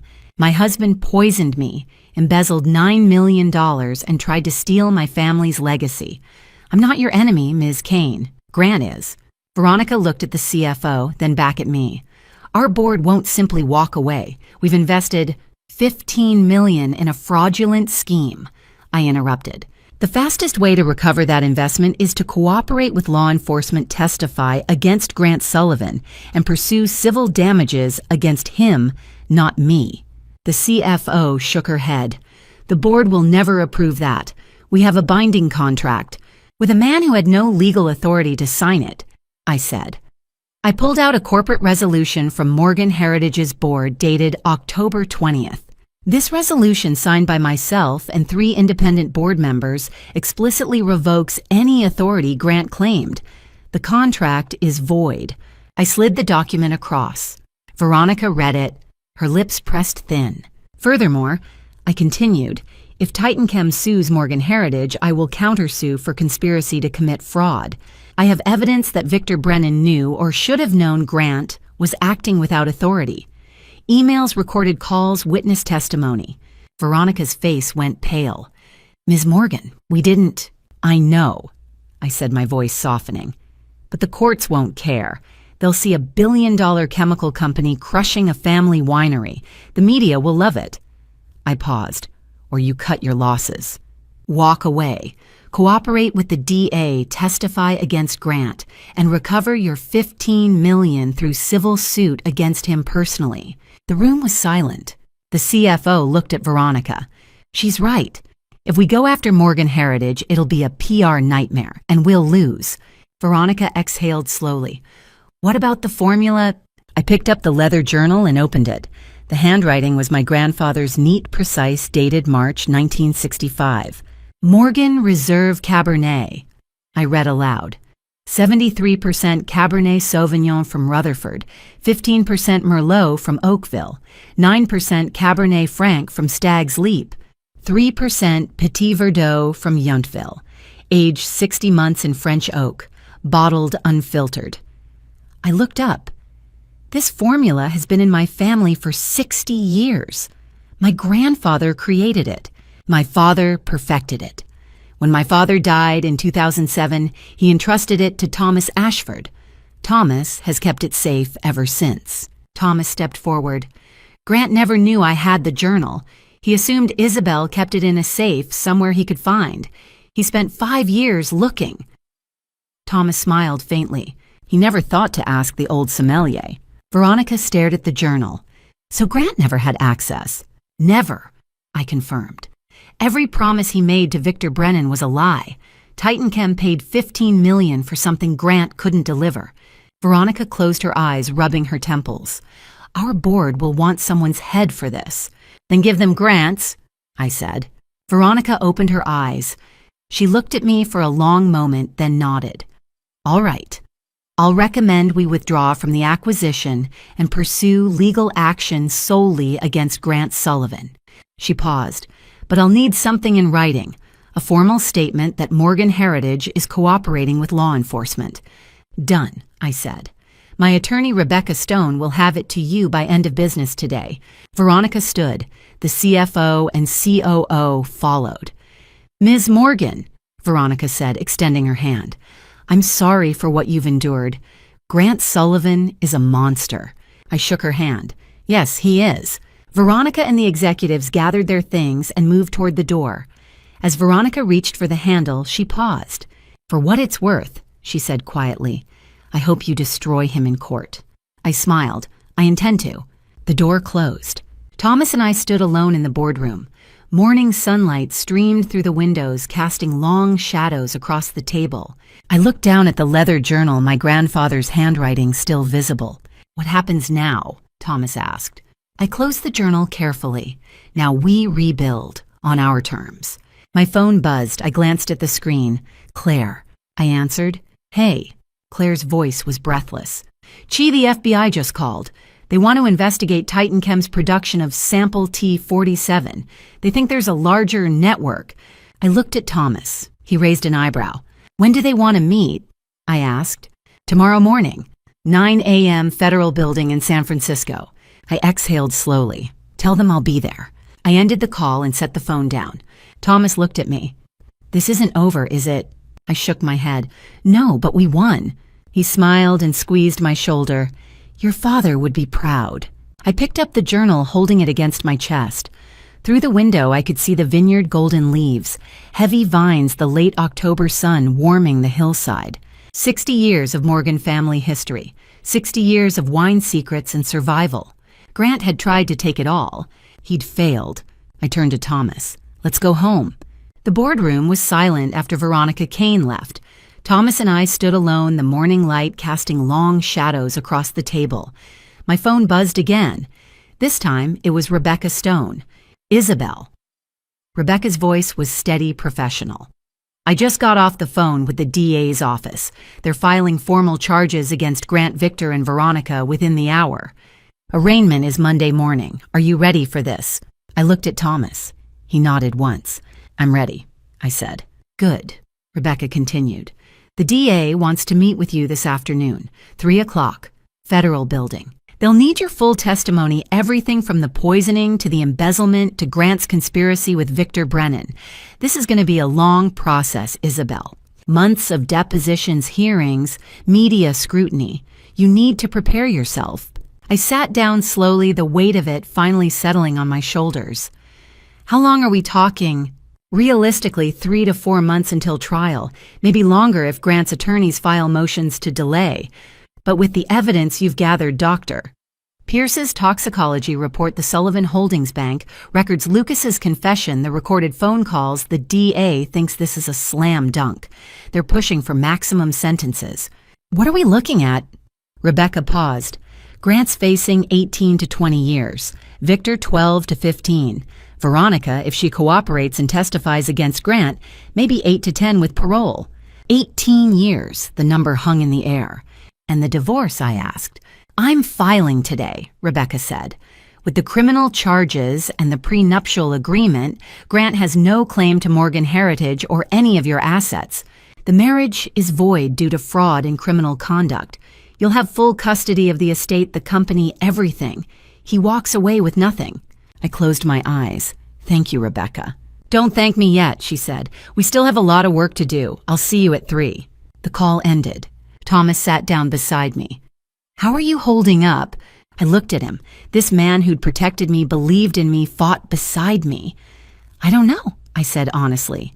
3 months ago, I thought I was going crazy. I thought I was losing my mind, my memory, my ability to function. And now, I gestured at the empty boardroom. Now I know it was all him, all Grant. Every moment of doubt, every panic attack, every time I forgot something or saw something that wasn't there, he did that to me. Thomas reached over and took my hand. "But you survived, and you won." "Did I?" I looked down at our joined hands. "I lost 13 years, Thomas. 13 years married to a man who never loved me, who poisoned me, who tried to erase me." My voice cracked. "How do I come back from that?" "One day at a time," Thomas said quietly. "You rebuild, you heal, and you remember who you are, Isabel Morgan, daughter of Richard, granddaughter of William. You're not just a survivor. You're a fighter." I squeezed his hand. "I couldn't have done this without you." "Yes, you could have," he said, "but I'm glad you didn't have to." We sat in silence for a moment. Then my phone buzzed again. This time it was Claire. "Chi, the media's already picking up the story. SFPD just released a statement about Grant's arrest. CNN, NBC, The Chronicle, they're all calling for interviews." I exhaled slowly. "Tell them no comment for now. Rebecca will handle all media inquiries." "Got it," Claire said. Also, the board of directors wants to meet tomorrow morning. They want to officially reinstate you as CEO and discuss next steps for the company. Tomorrow morning, I repeated. 10 a.m. Make sure Thomas is there. Will do. And Claire's voice softened. I'm really proud of you. I smiled despite myself. Thanks, Em. I'll see you tomorrow. I ended the call and looked at Thomas. Tomorrow, the board officially reinstates me. Next week, Grant's arraignment. 3 months from now, the trial. And after that, I trailed off. After that, you get your life back, Thomas finished. I stood and walked to the window. Outside, the vineyard stretched toward the horizon, golden leaves, heavy vines, the late October sun warming the hillside. My grandfather had planted these vines 60 years ago. My father had tended them for 30. And I had spent the last 15 years turning their fruit into wine that people around the world cherished. Grant had tried to take it all, and he'd come so close. But he'd underestimated me. He'd underestimated Claire. He'd underestimated Thomas. And now he would spend the next 18 years in a federal prison, knowing that the empire he'd tried to steal was thriving without him. Thomas, I said quietly, still looking out the window. What happens now? He came to stand beside me. Now you heal, you rebuild, you move forward. And you, I turned to face him, what about you? He smiled warm, gentle, the same smile he'd given me 20 years ago when I was a girl learning to make wine. I'm not going anywhere, Isabel. I never was. I looked at him for a long moment. Then I stepped closer and rested my head against his shoulder. He wrapped his arms around me, steady and strong. Thank you, I whispered. Always, he said. We stood there watching the vineyard together as the morning stretched into afternoon. Tomorrow, the real work would begin. The depositions, the hearings, the media circus, the long road to justice. But today, in this moment, I allowed myself to simply breathe. The poison was still in my system. Dr. Pierce had warned me it would take months to fully metabolize, but the worst was over. The man who'd tried to destroy me was in custody. The company was safe. The formula was secure. And for the first time in 8 months, I felt like myself again. My phone buzzed one more time. A text from Claire. Media's going crazy. Forbes just called you the woman who took down a corporate empire. You're trending on Twitter. I smiled and put the phone away. Let them talk. Let the media have their story. Tomorrow I'd face the board. Next week I'd testify before the DA. And 3 months from now I'd watch Grant Sullivan get what he deserved. But today I was just Isabel Morgan, standing in my vineyard, finally free. The courtroom was packed on January 20th, 2023. I didn't attend. I watched from my office at Morgan Heritage Rebecca Stone's live stream playing on my laptop. Claire sat beside me. Thomas stood behind us, his hand resting on the back of my chair. 3 months had passed since Grant's arrest. 3 months of depositions, hearings, motions, and media storms. The trial itself had lasted only 2 weeks. The evidence was overwhelming. Now finally it was time for sentencing. Judge Margaret Chen sat at the bench, her expression stern. Grant stood before her in an orange jumpsuit, his hands cuffed. He looked thinner, older. His attorney stood beside him, shuffling papers nervously. Grant Michael Sullivan. Judge Chen began, her voice echoing through the courtroom. You have been found guilty on all counts. Assault with a deadly substance. Embezzlement of $8.7 million. Fraud. Conspiracy to commit grand larceny, attempted corporate theft. She paused, looking down at Grant. For 8 months, you poisoned your wife with a banned neurotoxin. You destroyed her health, her memory, her sense of reality. You stole from her company. You conspired to erase her from her own legacy, and you did all of this while pretending to love her. Grant said nothing. His face was stone. The court sentences you to 18 years in federal prison. No parole eligibility for the first 12 years. You will also pay restitution of $8.7 million to Morgan Heritage Wines, plus damages. The gavel struck. Grant's attorney began to speak something about an appeal, but Judge Chen cut him off. Motion denied. Next case. 2 guards led Grant away. As he passed the camera, he looked directly into it. For a moment, I thought he was looking at me. His eyes were empty cold.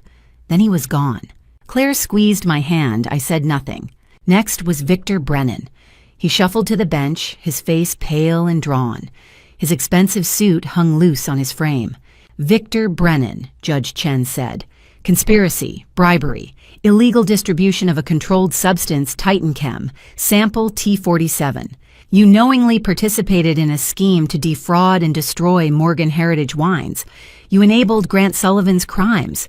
Victor opened his mouth to speak, but no words came out. 15 years in federal prison. No parole for 10 years. Additionally, the court orders you to pay $50 million in fines and restitution.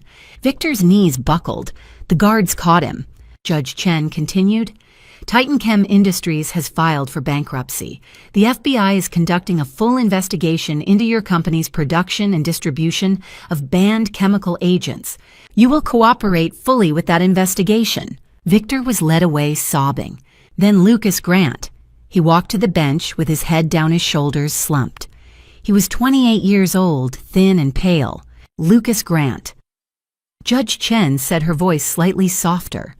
Corporate espionage, trespassing, conspiracy. You were hired by your cousin to infiltrate Morgan Heritage and steal proprietary information. Lucas looked up.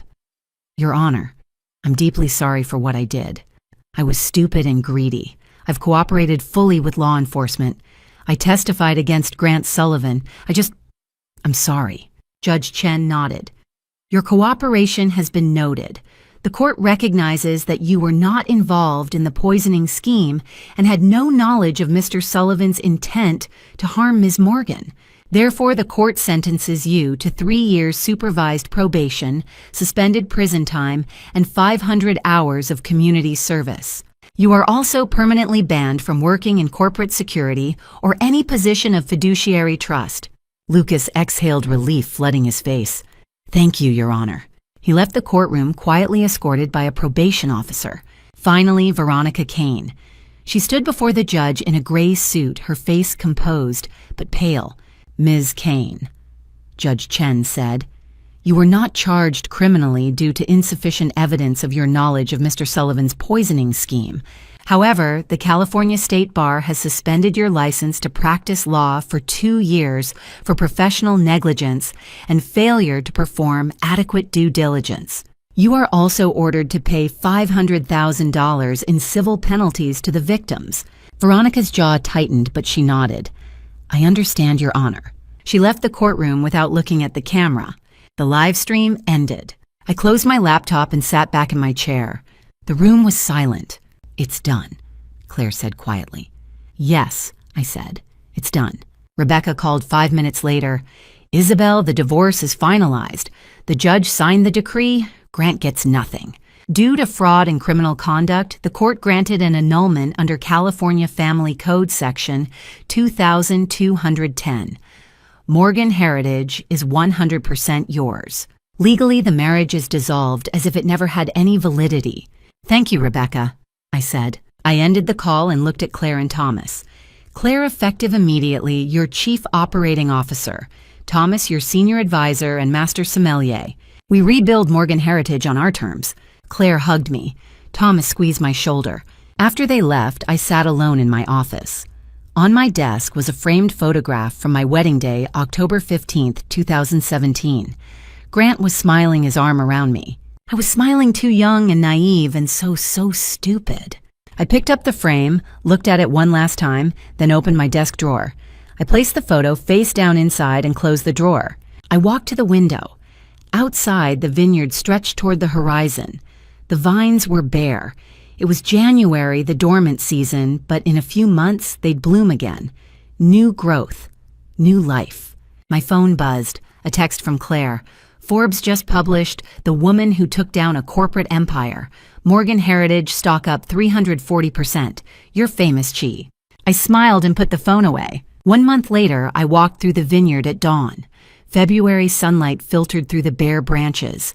The air was cold and clean. I stopped beside a row of old vines, my grandfather's original planting from 1965, and closed my eyes. And for the first time in 3 years, I smelled them. Not the imaginary scents the toxin had created, not the phantom smells that had haunted me, but real, true, earthy vine smell, soil and wood and the faint promise of spring. I opened my eyes. My hands were shaking. The poison was gone. The T-47 had finally metabolized out of my system. My sense of smell, my most precious sense, the one I'd relied on for 37 years as a winemaker, was coming back. I knelt in the dirt and pressed my hands into the cold earth. I was alive, I was free, I was whole. And Morgan Heritage was mine again. Thomas found me in the vineyard at sunrise, my hands cupping a cluster of grapes. It was July, 9 months since the day I'd discovered the truth. The vines were heavy with fruit, their leaves a deep summer green. I wore a simple linen shirt and jeans, my hair loose and natural. No makeup, no armor, just me. "You're up early," Thomas said, walking toward me with 2 cups of coffee. I smiled and took one. Old habits. He stood beside me looking out over the rows of vines.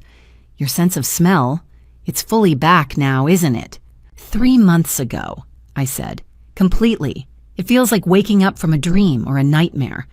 I lifted the grapes to my nose and inhaled deeply. Blackberry, earth, sun. I can smell everything again. We walked together through the vineyard, the morning light warm on our faces. "What's next for you?" Thomas asked. I glanced at him. "I'm creating a new blend. I'm calling it Clarity." "Tell me about it." I stopped beside a row of Petite Syrah dark bitter grapes. "This is for betrayal, the bitterness, the sharpness." I moved to the next row. Syrah for anger, the heat, the fire. Then to a row of Viognier. "And this for new beginnings, floral, hopeful, delicate but strong." Thomas smiled. "And the base, oak and earth," I said, "for roots, for stability, for everything that endures." We walked back toward the house. Claire was inside working at her laptop. She looked up as we entered. "Chi 3 Michelin-starred restaurants just called. They want to feature our reserve collection on their wine lists." She grinned. "We're officially back." I squeezed her shoulder. "You did this. You and your crazy hacking skills." "We did this," Claire corrected. "All of us." I left them and went to the lab, a small room off the main house where I tested blends. Thomas followed. On the counter were 6 decanters, each filled with a different experimental wine. I poured 2 glasses from the one labeled Clarity, batch 3. "Try this," I said, handing him a glass. Thomas swirled it, inhaled, then tasted. His expression shifted surprise, then something deeper. "Extraordinary," he said quietly.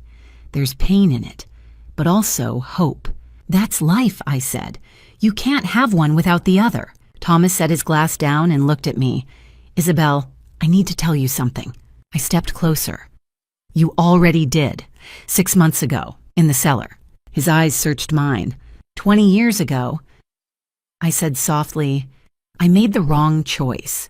I chose glamour over substance, money over loyalty. I chose a man who saw me as an asset, not a person." I reached up and touched his face. "I should have chosen you." "Isabel." "I'm not saying everything will be easy," I interrupted. "I'm still healing. I still wake up some nights thinking I'm back in that nightmare. But if you're willing to wait a little longer—" "I've waited 20 years, Thomas said, covering my hand with his. "I can wait as long as you need." I kissed him, soft, tentative, but real. When I pulled back, he was smiling. "You're 43 years old," I said quietly. "Still young, still strong, still the man my father trusted above everyone." "And you're 38, he said, brushing a strand of hair from my face. "The woman I've loved since you were 20. I smiled through the tears.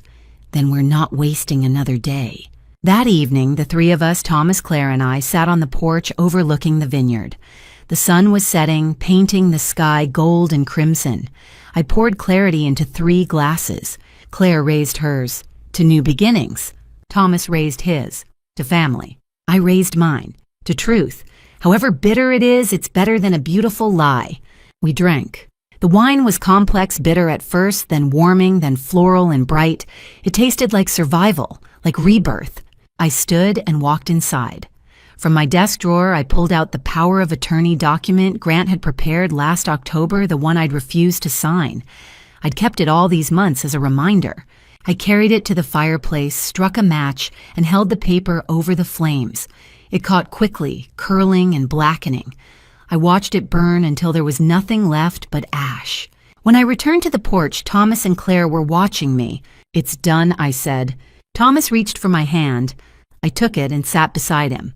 Claire leaned her head on my shoulder. We sat in silence as the sun disappeared below the horizon. The vineyard stretched before us 60 years of Morgan family history, 60 years of roots and growth and survival. Grant had tried to poison my body. He'd tried to poison my mind. He'd tried to poison my legacy. But he'd failed. Because some things love family truth can never be poisoned. They only grow stronger in the fire. I looked at Thomas, then at Claire. My family. Not by blood, but by choice. By loyalty. By love. "What's next?" Claire asked. I smiled. "We make wine. We tell the truth. And we live." Thomas squeezed my hand. "Sounds perfect." The first stars appeared overhead. The vineyard rustled in the evening breeze. Somewhere in the distance, a night bird sang. I closed my eyes and breathed deeply. The air smelled like earth and wood smoke and the faint sweetness of ripening grapes. I was home. I was free. I was whole. And for the first time in 3 years, I was exactly where I belonged. And to you listening to this story, remember this. I once believed that silence would protect me. That, ignoring the warning signs, the missing money, the strange symptoms, the gut feeling that something was wrong, would somehow make them disappear. I was wrong. Family betrayal doesn't announce itself with fanfare. It creeps in, quietly disguised as love, as partnership, as trust. Grant didn't poison me overnight. He did it slowly, methodically, for 8 months. And I let him, because I wanted to believe in the life we'd built together. But here's what I've learned. Family revenge isn't about anger or hatred. It's about reclaiming what was stolen: your voice, your power, your truth. When I finally fought back, I wasn't driven by vengeance. I was driven by survival and by a desire to protect others from the same family betrayal I'd endured. If there's one thing I wish I'd known earlier, it's this: trust your instincts. If something feels wrong, investigate. Don't wait for proof to fall into your lap. Don't convince yourself you're overreacting, because by the time the evidence is undeniable, the damage may already be done. God gave us intuition for a reason. He whispers warnings through that quiet voice inside the one we so often ignore, because we're afraid of what we might find. Listen to it. Don't be like me. Don't waste years on someone who sees you as a means to an end. Don't sacrifice your health, your sanity, or your legacy for a love that was never real. Family revenge is justice. Family betrayal is a wound. But healing, that's a choice. And I choose to heal. If this story resonated with you, please share it. Comment below with your thoughts. Subscribe to this channel for more true stories of resilience and survival. Thank you for listening until the very end. A final note. The stories you'll hear next contain fictionalized elements created for educational purposes. If this content isn't for you, feel free to explore other videos that better suit your preferences. Stay safe, stay strong, and always trust yourself.